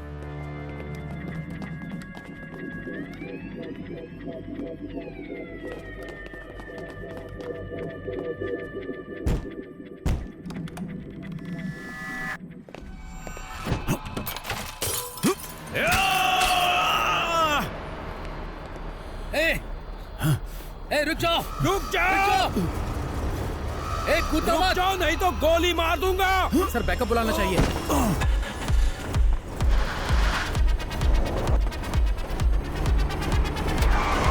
Charles, जल्दी करो। जल्दी चार्ल्स, अंदर जाओ। भागो। रुक जाओ, रुक जाओ। Oh my पकड़ो इसे। God! ए चलो चलो। चार्ल्स! कोई हिलेगा नहीं। ध्यान रखना। संभल के इनके पास हथियार हो सकते उनके हैं। पास हथियार हो सकते हैं। सबको अरेस्ट कर लो। चार्ल्स आगे खोलो। धर्मराजन हत्या केस में एक नया खुलासा हुआ है। कुख्यात अपराधी चार्ल्स, जो आज पुलिस मुठभेड़ में मारा गया, वो पुलिस से बचकर भाग रहा था। सूत्रों से पता चला है कि धर्मराजन की हत्या में उसकी संलिप्तता है।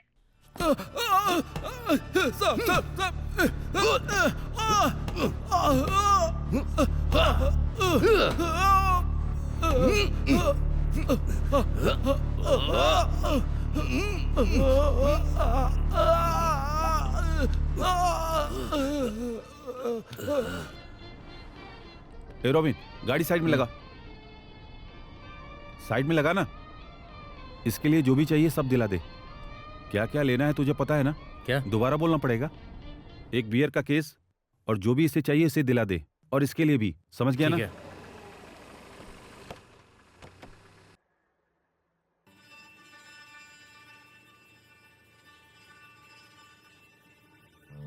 मुझे नहीं पता कि उसने कितने पैसे उठाए। एक गाड़ी आई और हमारे पास रखे सारे पैसे लूट लिए गए। मुझे नहीं पता चार्ल्स ने किया या नहीं। जी नहीं। आखिरकार भगवान ने हमारी दुआ सुन ली। वो मुझे गिड़गिड़ाते और तड़पते हुए देखना चाहता था, लेकिन आज वो ही मुझे इनाम दे रहा है। ये डब्बा पैसों से भरा है और इस डब्बे के बारे में 2 ही लोग जानते हैं, तीसरा कोई भी नहीं जानता। एक धर्मराजन और दूसरा मैं। धर्मराजन तो अब इस दुनिया में नहीं रहा। इसमें जो भी है, इससे हम अपनी नई जिंदगी शुरू कर सकते हैं। इस जिंदगी का हमारे लिए एक सुनहरा मौका है। तुम बस मेरे साथ खड़ी रहो।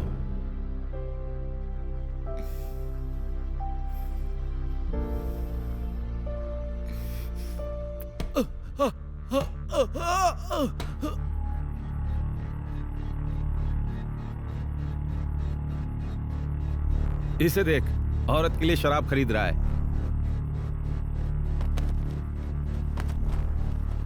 क्या रे, फालतू बोलता है क्या?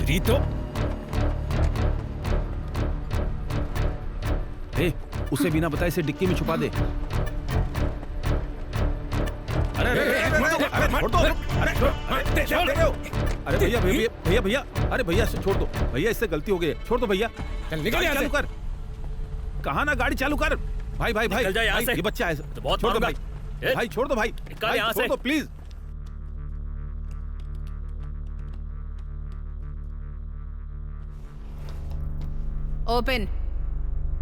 ओपन करो इसे। देखो अभी तो तुम जवान हो, पूरी जिंदगी आगे पड़ी है। तुमने कुछ देखा नहीं, कुछ सुना नहीं। अगर खुद को सौंप दोगे तो हम तुम्हें यहाँ से जाने देंगे। यही तुम्हारे लिए बेहतर है, समझ गए ना?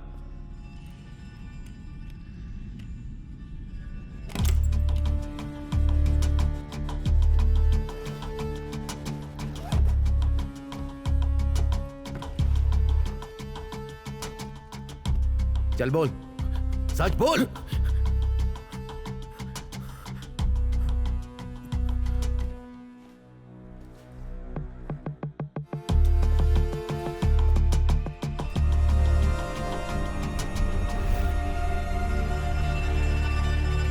जांच सही दिशा में आगे बढ़ रही है। जल्दी ही पूरी जानकारी दी जाएगी। हमारी पूरी टीम छोटी छोटी चीजों पर नजर रख रही है। कितनी भी गहरी साजिश क्यों न हो, हम उसे सामने लाकर रहेंगे। और जैसे जैसे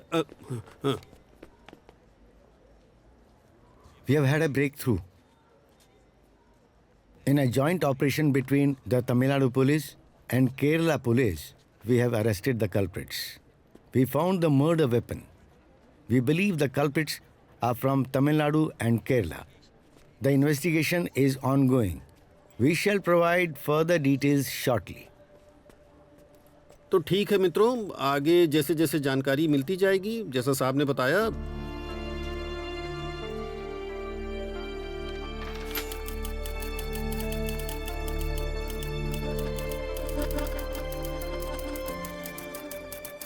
कालीमला में जो हुआ वो कभी भी नहीं होना चाहिए था।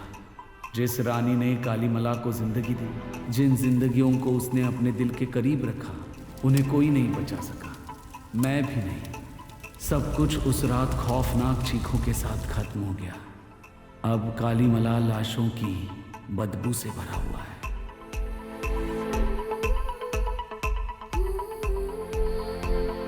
हमें सिर्फ एक ही चीज से डरना चाहिए और वो है इंसान।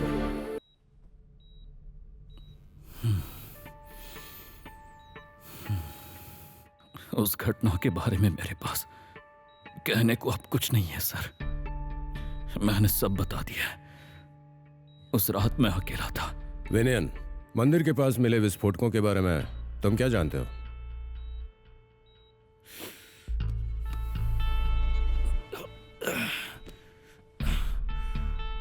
अगर उस धमाके की बात है जो होने वाला था, तो मुझे उसके बारे में पता था।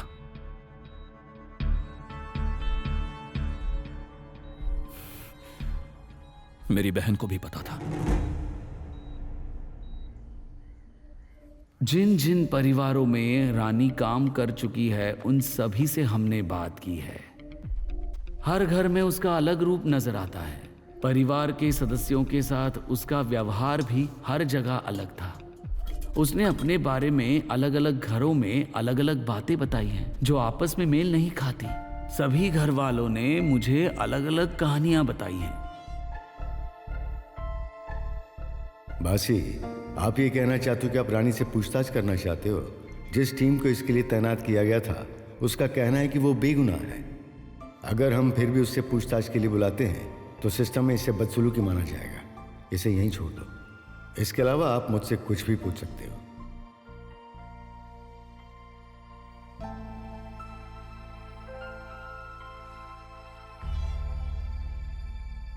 ठीक है सर, शायद ये बेकार का शक हो या फिर बस दिल की आवाज। चलता हूं सर।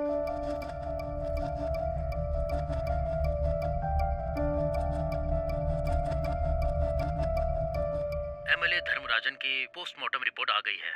उनके खून में एक अज्ञात विदेशी पदार्थ पाया गया है, जिसकी पहचान नहीं हो पाई है। इसकी पहचान करने के लिए हमने दिल्ली एम्स की फॉरेंसिक लैब में इसके सैंपल्स भेज दिए हैं। 2 हफ्तों में रिपोर्ट आ जाएगी।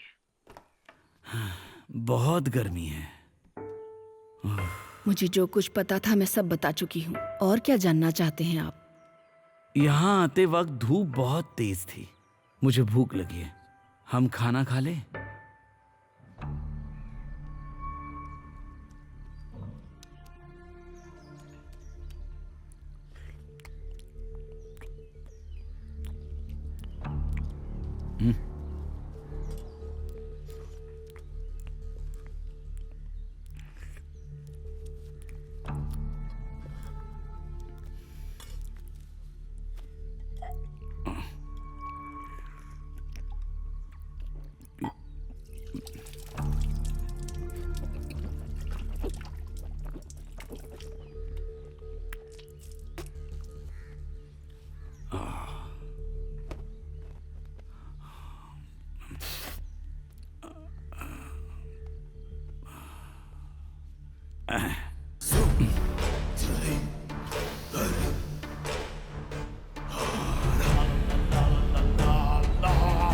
वो सच में बहुत अच्छी थी। वो मेरी जगह काम पर आई थी।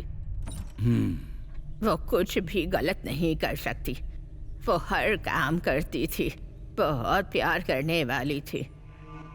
वो बहुत भले दिल की लड़की थी।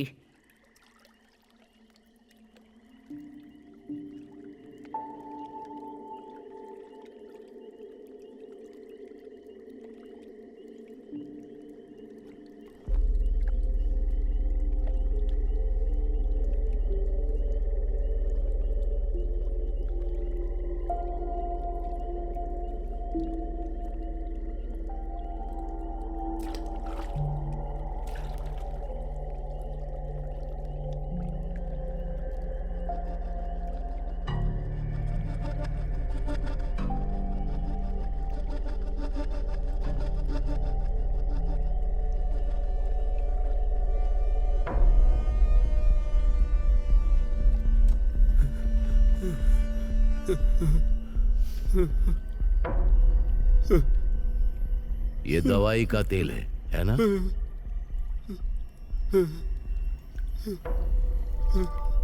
नहीं धर्मराजन, नहीं। पहले ये बताओ कि तुमने मेरे खिलाफ शिकायत क्यों की? हाँ? तुम्हें ऐसा नहीं करना था, और अब तो बिल्कुल भी नहीं।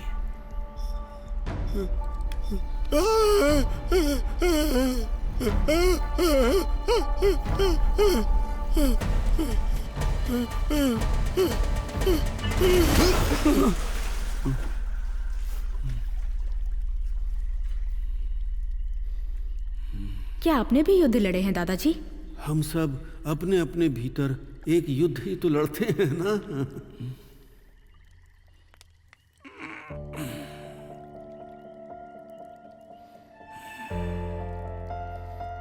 यही वो जगह है जहाँ लाश मिली थी।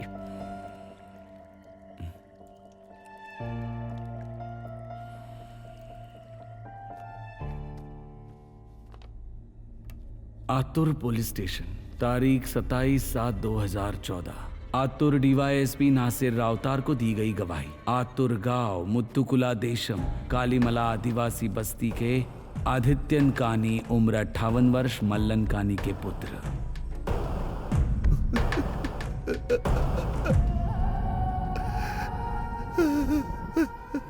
स्कूल में तेल के दिए की रोशनी में इनकी क्लास चल रही थी। तेल गिर गया और आग लग गई। तेज हवा में चारों तरफ आग फैल गई। किसी को भी भागने का समय नहीं मिला और सब लोग जल गए सर। छोटे छोटे बच्चे थे सर। रिपोर्ट रेडी हुई क्या? Yes sir. कोई शिकायत नहीं है ना? नहीं सर। आग लगने की वजह शायद दिए से गिरा हुआ तेल था। चीखें सुनकर जब मैं बाहर आया तो आग लगी हुई थी और बच्चे इधर उधर भाग रहे थे और चारों तरफ अफरा तफरी मची हुई थी। सर इसकी पुष्टि कर दीजिए। आदित्य, देखो जो हो गया वो हो गया। रोने से कोई फायदा नहीं होगा, लेकिन अगर कुछ कहना चाहते हो तो कहो। शोकग्रस्त परिवारों को मुआवजा दिया जाएगा। धर्मराजन सर देंगे, चिंता मत कीजिए। ठीक है, ठीक है सर,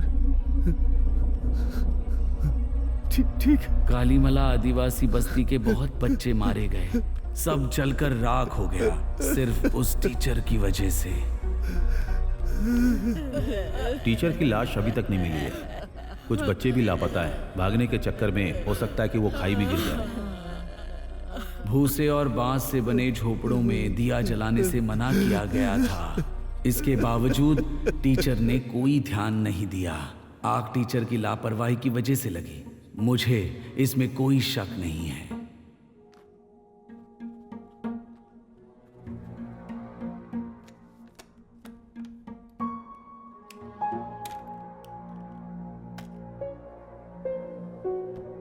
आदित्यन कानी का बयान दबाव डालकर दिलवाया गया था, लेकिन एक सच्चाई है जो इस फाइल में अभी तक लिखी ही नहीं गई। रोनी जैकब वलिया परम्बिल 1 साल बाद मरा हुआ पाया गया। उसकी लाश उसी खादान में पुलिस को मिली जहां से वो लापता हुआ था दुर्घटना के समय। ये अननेचुरल डेथ थी।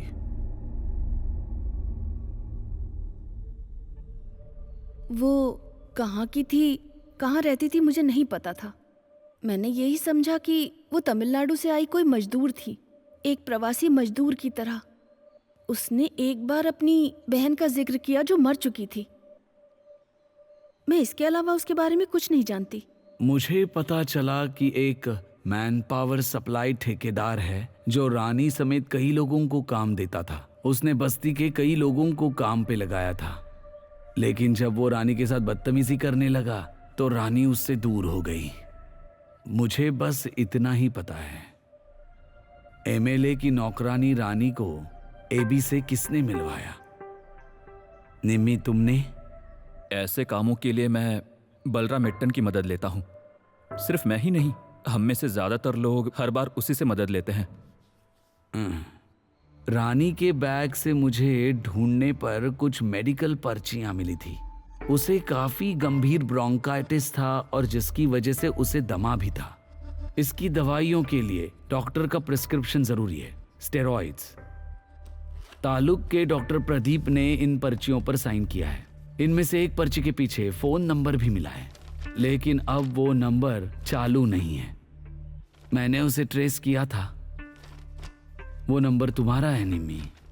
ये उस समय का है जब रानी ने शीला के यहाँ काम भी शुरू नहीं किया था। हाँ तो इसके पीछे एक कहानी है।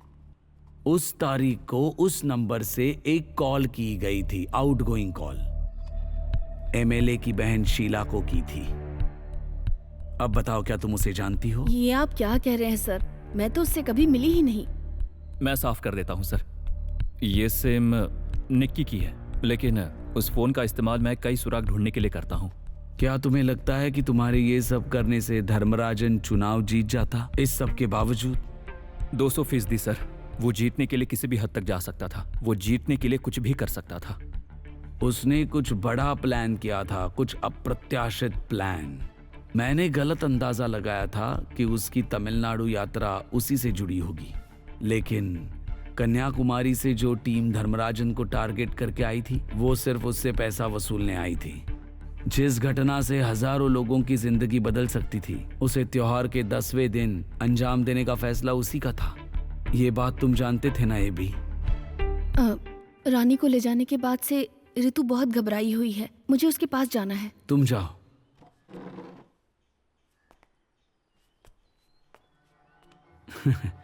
बेचारी बच्ची।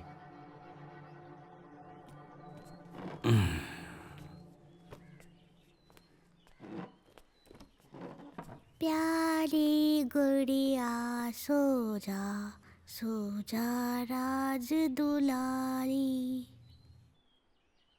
ये गाना तुम्हें किसने सिखाया? रानी आंटी ने। वो मेरे लिए लोरी गाती थी। क्या तुम मेरे लिए एक बार फिर गाओगी? गाओ। प्यारी गुड़िया सो जा राजकुमारी, तू है मेरी राज दुलारी, सो जा राजकुमारी। भासी सर, मेरे ज्ञान के अनुसार जहां तक मैं जानता हूं, मुझे ऐसा बिल्कुल भी नहीं लगता कि ये कोई पारंपरिक आदिवासी गीत है। ये तो मुझे आज के जमाने का किसी नए कलाकार का धन्यवाद गीत लगता है। मैंने इसे एक बार यूथ फेस्टिवल में सुना था। मुझे ये इसलिए पसंद आया क्योंकि इसमें सच्ची भावना है। उस दिन वहाँ एक शिक्षक और कुछ छात्र थे। अगर मुझे ठीक से याद है तो वे किसी आदिवासी स्कूल से थे। दुख की बात तो ये है कि वो उनका आखिरी यूथ फेस्टिवल था, है ना? क्या आपको पता है वो लोग कहाँ से आए थे, रामानुजन सर?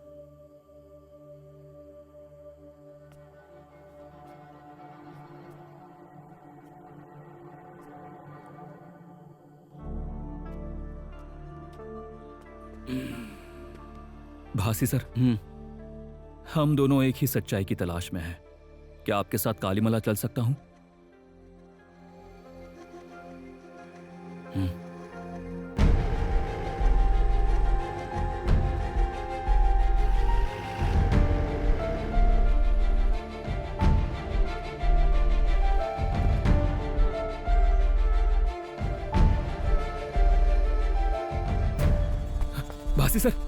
भासी सर, क्या हुआ आपको?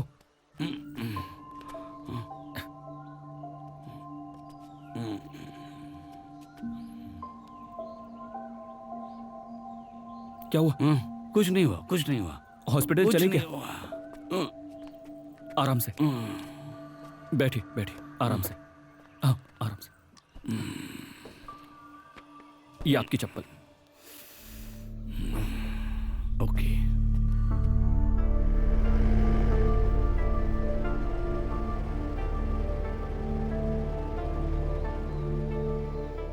नमस्ते। हाँ नमस्ते। Father Joseph Sylvester. वो अंदर है, आइए। जब मैंने फोन किया था तो कहा गया था कि वो किसी से नहीं मिलेंगे। ये कोई ऑफिशियल मुलाकात नहीं है अभी। हमें बस रानी के बारे में जानना है। मुझे लगता है कि वो इकलौते इंसान हैं जो उसके बारे में सब बता सकते हैं। Please, father is there. Thank you father. Okay.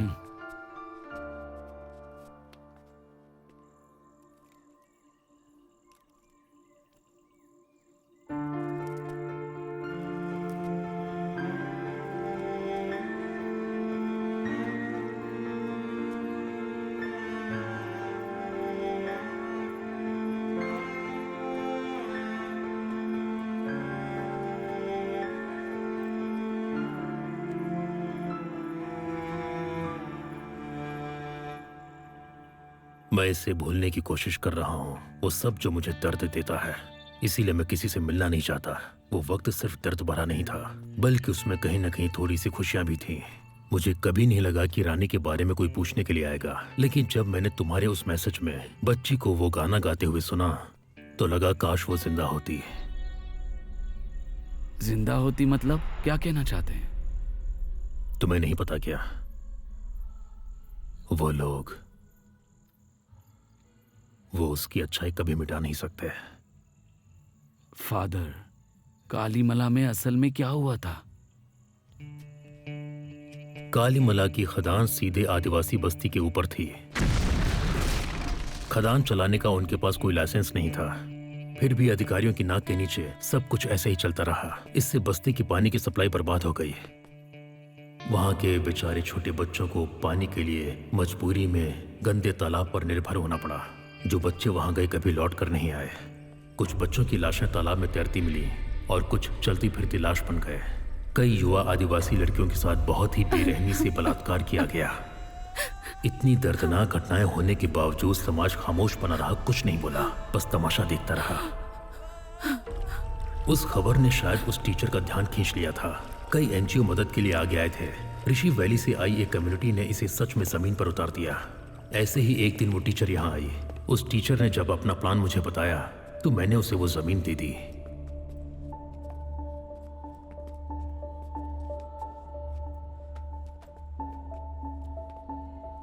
उस स्कूल का आज बस यही बचा है, एक आखिरी निशानी।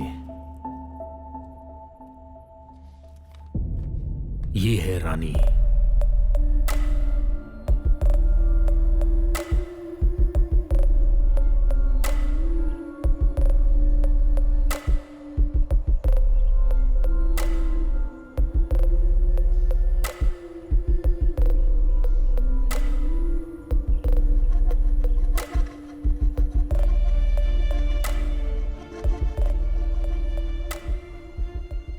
प्रकृति हमारी माँ है जो हमें हर बुराई से बचाती है, हमारे साथ खड़ी रहती है। प्रकृति हमारी सबसे बड़ी शिक्षक है। डरने लायक सिर्फ एक ही प्रजाति है, हम खुद, इंसान।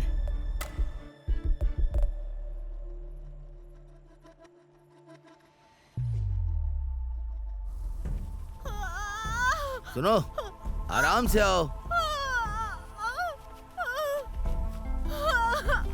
घबराओ मत, कुछ नहीं होगा।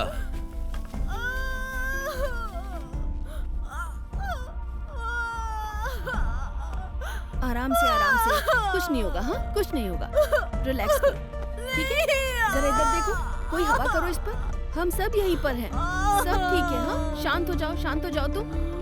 रिलैक्स, परेशान मत हो, सब हो जाएगा। ठीक है, आराम से। बस हो गया।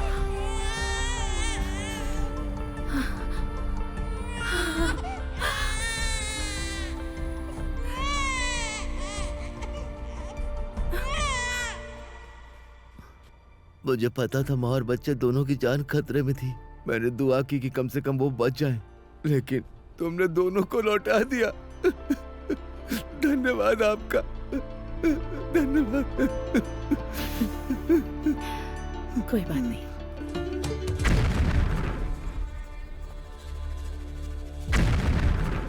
दीदी, उन्होंने फिर से ब्लास्ट करना शुरू कर दिया। अब हमें ये जगह छोड़नी होगी।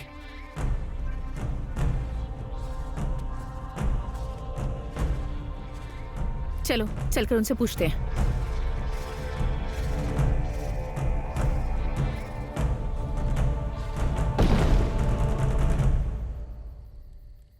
सर, एक और बात बताना चाहती हूँ। हमारे राज्य में 5000 से ज्यादा खदानें हैं जो छोड़ दी गई हैं। ये भी उन्हीं में से एक थी और हमने इस पर काफ़ी काम किया है। अब ये जगह कई महिलाओं के लिए रोजगार का साधन बन गई है। हमने बहुत मेहनत की थी, फिर भी पिछले हफ्ते उन्होंने ब्लास्ट कर दिया। कहीं हम ये सब खो न दें, इसका डर है। शायद हमें इसके खिलाफ केस दायर करना चाहिए, लेकिन अगर आप कुछ कर सकें तो बहुत अच्छा होगा। हाँ। हमारी मदद हो जाएगी।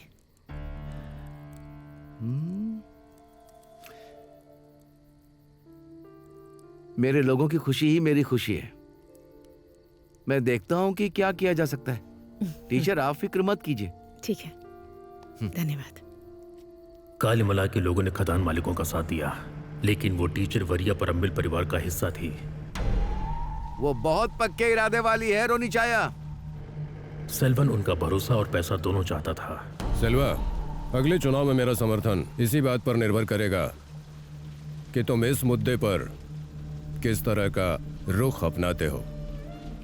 तो अब फैसला तुम्हें ही करना है। उस वक्त इलेक्शन जीतने के लिए उसके पास सिर्फ एक ही रास्ता था और वो उसी रास्ते पर चल पड़ा।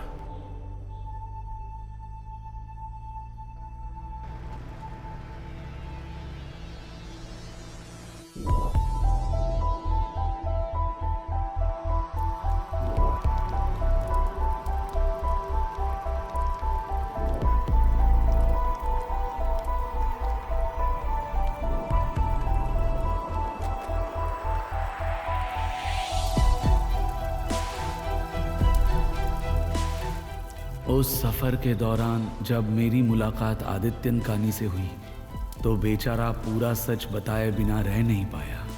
उसने जो बताया वही कालीमला की और उस टीचर की असली कहानी थी।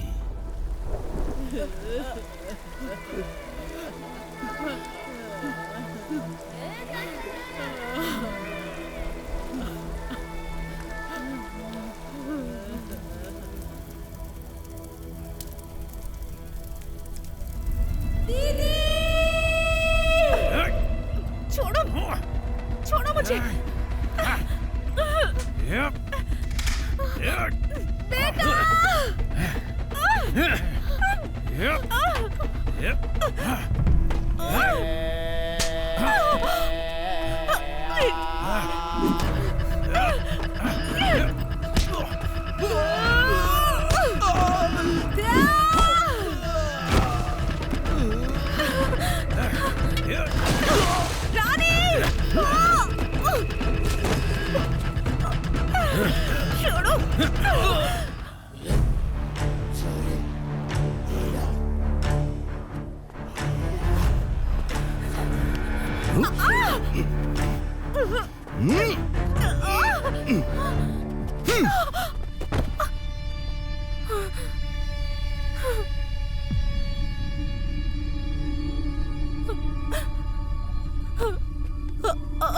मैंने कहा था कि शिकायत दर्ज मत करवाना।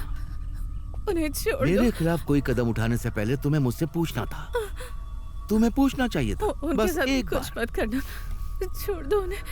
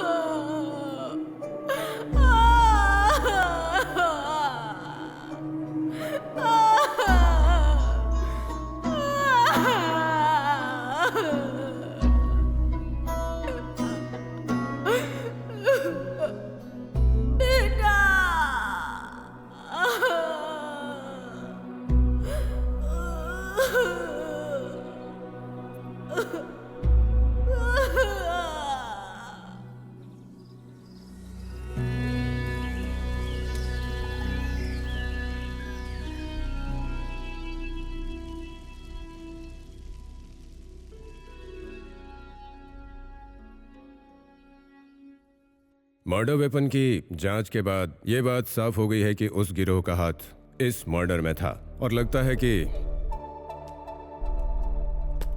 सारे के सारे लोग इस नतीजे पर पूरी तरह यकीन कर चुके हैं।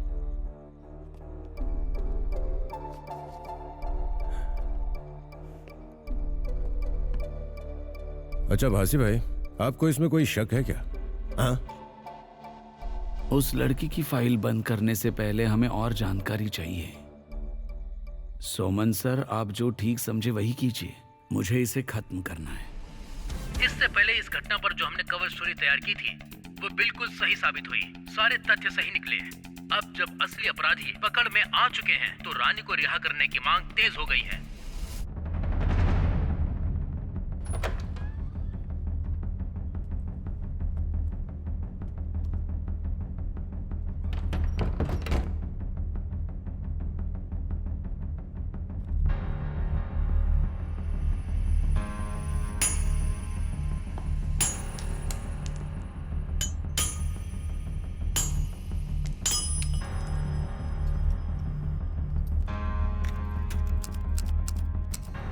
कालीमला में टीचर और बच्चों की मौत दिए से तेल गिरने की वजह से नहीं हुई थी। मैंने अपने फायदे के लिए उन्हें कुर्बान कर दिया। मेरा धर्म राज्य ऐसी ही कुर्बानियों पर खड़ा है। अब मैं उनकी खामोश चीखें और अनदेखा नहीं कर सकता। उन तमाम गुनाहों के लिए मुझे माफ करना।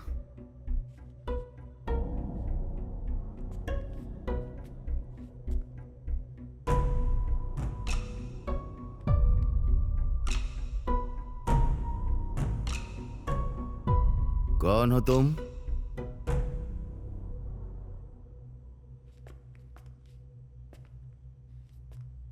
आखिर तुम कौन हो? प्यार।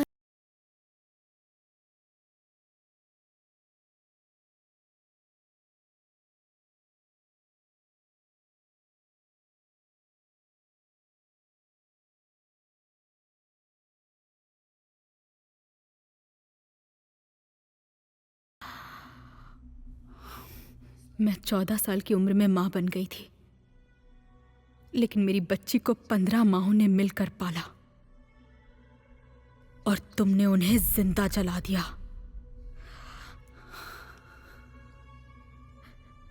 ऐसा कैसे कर सकते हो तुम? सालों तक मैंने उसे कहां कहां नहीं ढूंढा, हर तरह का काम किया। क्या तुम्हें बिल्कुल भी दया नहीं आती? क्या धरती पर कोई तुमसे प्यार नहीं करता? या उस हवा से कोई रिश्ता नहीं जिसमें तुम सांस लेते हो? ऐसा कैसे कर सकते हो तुम? सेल्वन,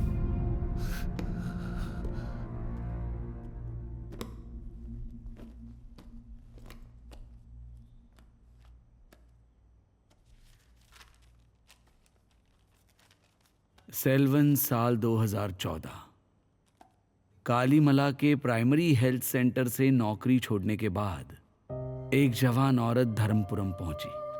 उसके साथ एक बच्चा भी था, बिना बाप का एक बच्चा। तुम्हारी सिफारिश पर उसे यहां काम मिला।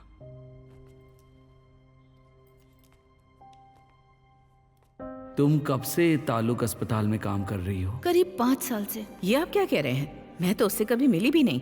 मैंने सिर्फ थोड़ी बहुत सेवा की थी, कुछ गरीबों की, एक आदिवासी बस्ती में, वहीं कहीं कालीमला के आसपास। वो बच्चा, कालीमला और तुम, इन तीनों को जोड़ने वाली एक कहानी है।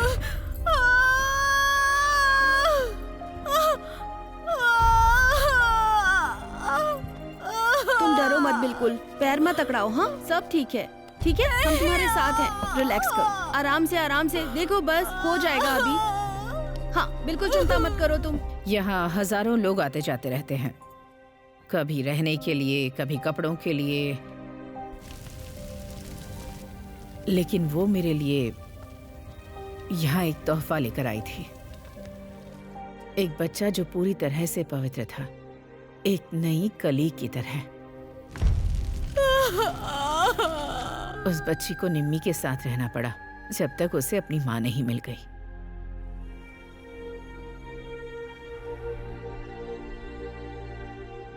हो रहे फादर। Thank you. मैं यहाँ पर उसके लिए भी आया हूँ। भासी सर पूरी दुनिया के सामने सच लाने के लिए शीला मैम के पास ही गए होंगे। और मेरे यहाँ आने की एक खास वजह है फादर। मैंने शादी के बाद कभी निम्मी से ये नहीं पूछा कि रितु का पिता कौन है। मैं उसके पुराने जख्म की याद दिलाकर दुख नहीं देना चाहता था।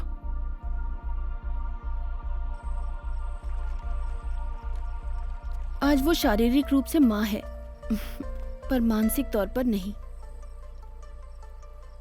उसके माता पिता के पास इसके अलावा कोई रास्ता भी नहीं था और ना ही मानसिक अवस्था थी कि बच्चे को जन्म दे।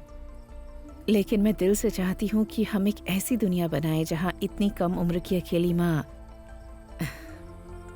आदर और सम्मान के साथ जी सके।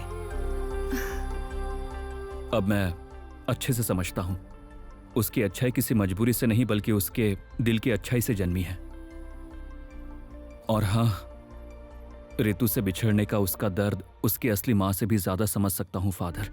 लेकिन आपको उसे यह समझाना होगा, रितु निम्मी और मेरी बेटी है और जब तक मैं जिंदा हूँ वो हमारे साथ ही रहेगी।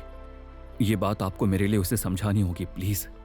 रानी चाहती थी कि वो धर्मराजन के अंदर छुपे सेल्वन को इस दुनिया के सामने ला सके।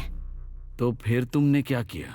मुझे लगा था कि मैं ये कहानी कभी भी पूरी नहीं कर पाऊंगी, तभी वो उस कहानी में मेरे साथ जुड़ी। उसने उस कहानी को वहां तक लिख दिया जहां तक मैं कभी बयां भी नहीं कर सकती। मुझे लगा था कि तुम्हारी तबाह कर देने वाली राजनीतिक जिंदगी का एक अध्याय हमने बंद कर दिया है, लेकिन मैं जानती हूँ कि इससे भी कहीं ज्यादा अभी बाकी है। महेश्वरी,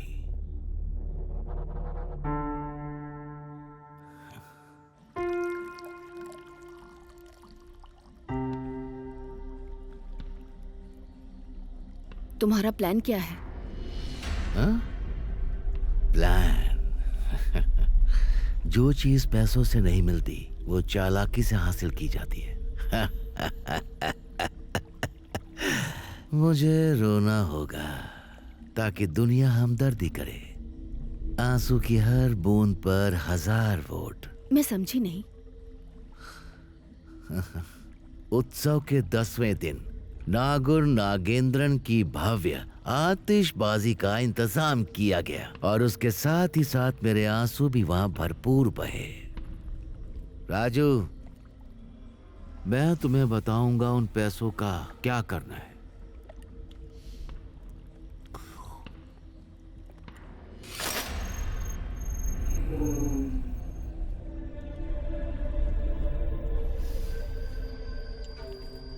माही? हाँ, आ रही हूँ। ए भी तुम्हें क्या लगता है, क्या धर्मराजन आने वाला चुनाव जीत पाएगा? 200% सर। वो जीतने के लिए किसी भी हद तक जा सकता था। वो जीतने के लिए कुछ भी कर सकता था। ये आपके सामने हाजिर है। इसमें पूरे 35 मिलियन हैं। कंपनी को पूरा भरोसा है कि चुनाव आप जीतेंगे। मणिवर्णन, मैं ये चुनाव तुम्हारी कंपनी के चिल्लर पैसों से बिल्कुल नहीं जीतने वाला। मैं देख लूंगा, तुम जाओ। चार्ल्स, मेरी बहन शीला भी उस स्टेज पर मौजूद होगी। उस स्टेज को ब्लास्ट से उड़ा देना। तुमने सोचा था कि चुनाव जीतने के लिए तुम मुझे इतनी आसानी से कुर्बान कर दोगे? सर, और आपकी बहन? उसे तुम एक कोलैटरल डैमेज समझो। ऑपरेशन के दौरान खून और अंगों के लिए ट्रांसप्लांट करवा देंगे। लीवर है, खून है, वो तो हमें अपने लोगों से ही चाहिए होता है ना। और ठीक उसी तरह चुनाव जीतने के लिए हमें खून बहाना होगा।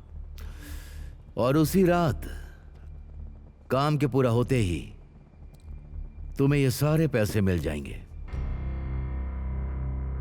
राजू, मैं तुम्हें बताऊंगा उन पैसों का क्या करना है। वो खबर मुझे जरा भी चौंकाने वाली नहीं लगी, यहाँ तक कि उसके साथ रहने वाले लोग भी मेरे ही पक्ष में थे। अब मुझे हल्का महसूस हो रहा है, मैं डर में नहीं जी रही। उस दिन गैंग लीडर चार्ल्स को एमएलए के पर्सनल फोन से जो मैसेजेस मिले वो साफ दिखाते हैं कि वो मैसेजेस किसी ऐसे इंसान ने भेजे थे जो मैसेज में शॉर्ट फॉर्म इस्तेमाल करने का आदी हो। क्या वो तुम नहीं थी? चार्ल्स और उसके लोग इस बात से अनजान थे कि हथियार सूटकेस के अंदर छुपाया गया था। ये आइडिया किसका था? तुम्हारा ही था ना? इस टॉवर के नीचे से एक फोन कॉल ने तमिलनाडु पुलिस को सूचना दी कि भारी भरकम रकम से भरी एक गाड़ी बॉर्डर पार कर रही है। वो कॉल तुमने ही किया था। सर, वो एक बड़े हादसे को रोकने की कोशिश कर रही थी। क्या ऐसा करना इतना बड़ा अपराध है? और मर्डर वेपन छुपाने का क्या अब तुम उसका भी बचाव करने वाली हो?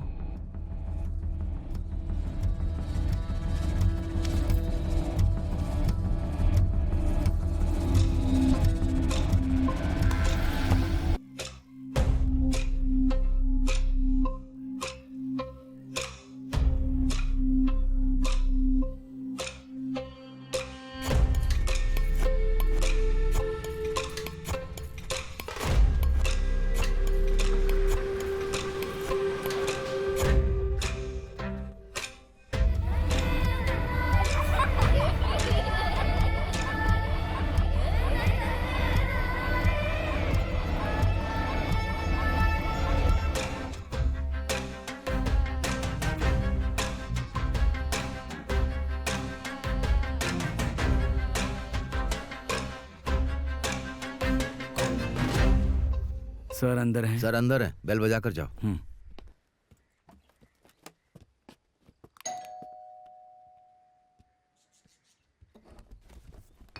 हाँ, अरे बासी आ जाओ। माफ करना, शिफ्टिंग की वजह से सब बिखरा हुआ है, पर शिफ्टिंग होनी भी जरूरी थी ना। ट्रांसफरेबल जॉब है तो क्या कर सकते हैं। बैठो।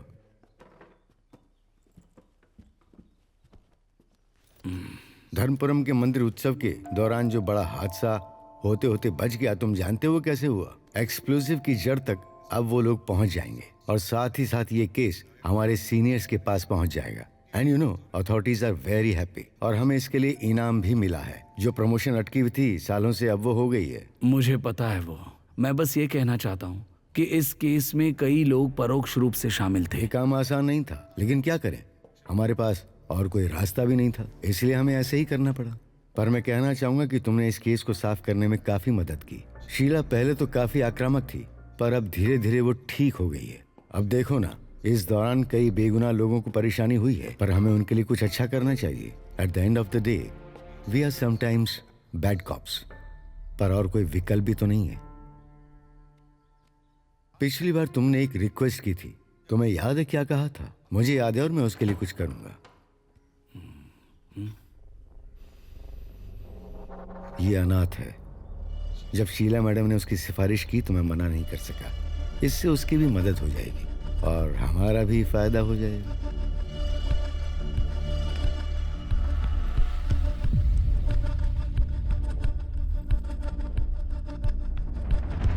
वो इस पर अड़ी हुई है रोनी चाया। ठीक है, तो हम रोक देंगे। मेरे परिवार के पास और भी 8 खदानें हैं। और आप क्या कहेंगे सर?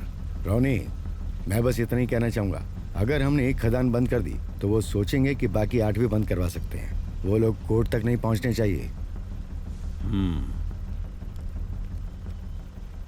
सेल्वा, आने वाले चुनाव के लिए जो पैसे मैंने तुम्हें देने का वादा किया था और साथ ही मेरी कम्युनिटी के वोट्स, सब कुछ तुम्हारे फैसले पर निर्भर करता है। तुम तय कर सकते हो कि तुम्हें क्या करना है। वो सब कुछ तो मैं संभाल लूंगा, लेकिन जब तक मैं ना कहूं पुलिस वहां पहुंचनी नहीं चाहिए। रोनी जैकब वलिया परम्बिल 1 साल बाद मरा हुआ पाया गया। उसकी लाश उसी खादान में पुलिस को मिली जहां से वो लापता हुआ था दुर्घटना के समय। ये अननेचुरल डेथ थी।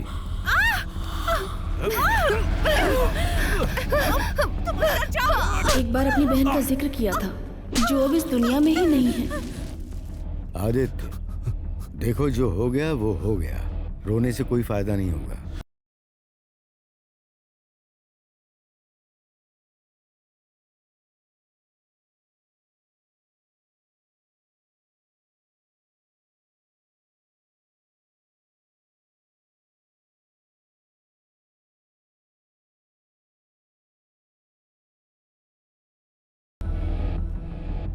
उनके खून में एक अज्ञात विदेशी पदार्थ पाया गया जिसकी पहचान नहीं हो पाई है। इसकी पहचान करने के लिए हमने दिल्ली एम्स की फॉरेंसिक लैब में इसके सैंपल्स भेज दिए हैं। 2 हफ्तों में रिपोर्ट आ जाएगी।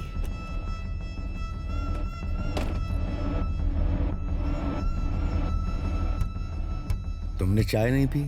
नहीं सर, मैं बस जाने से पहले आपसे मिलना चाहता था। पता नहीं फिर कब मुलाकात होगी।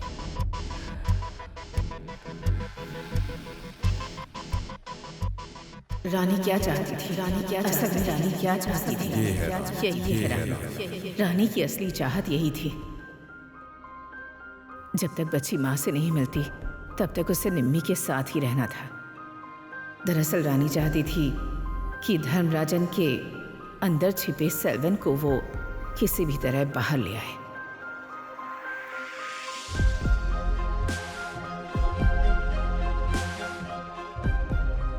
एक और शख्स है जो मुझसे मिलना चाहता था, कोई जो अंधेरे जंगलों से सिर्फ तुम्हारे लिए आया है।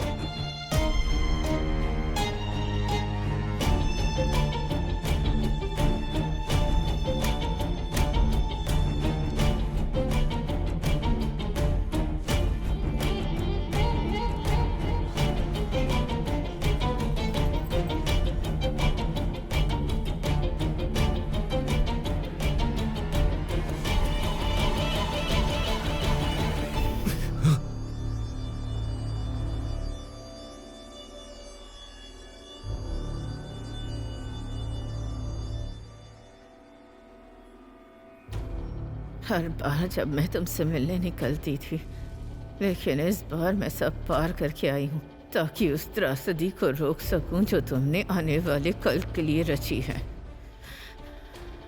तुमने मुझे पहचाना नहीं।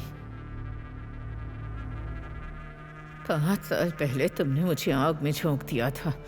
मेरे शरीर के जख्म वक्त के साथ भर गए, लेकिन मेरी आवाज़ आज भी चल रही है और वही आग यहाँ मौजूद हर औरत के अंदर चल रही है।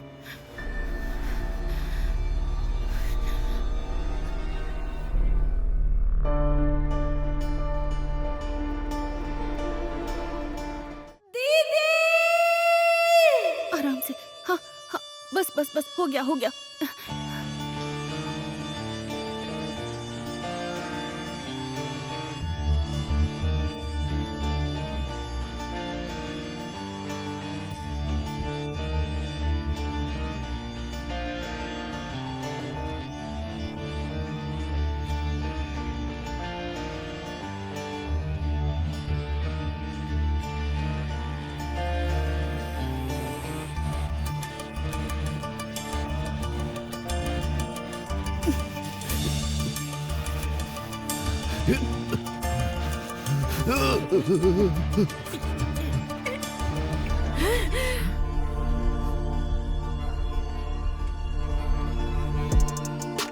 नाम क्या है तुम्हारा? मैं तुम्हारे पीछे नहीं आया हूँ। मुझे तुम्हें रोकना नहीं है। इस दरवाजे के उस पार कंक्रीट के जंगल में कोई छुपा है जिसने तुम्हें हथियार बनाया और मैं उसे ढूंढ निकालूंगा। रानी।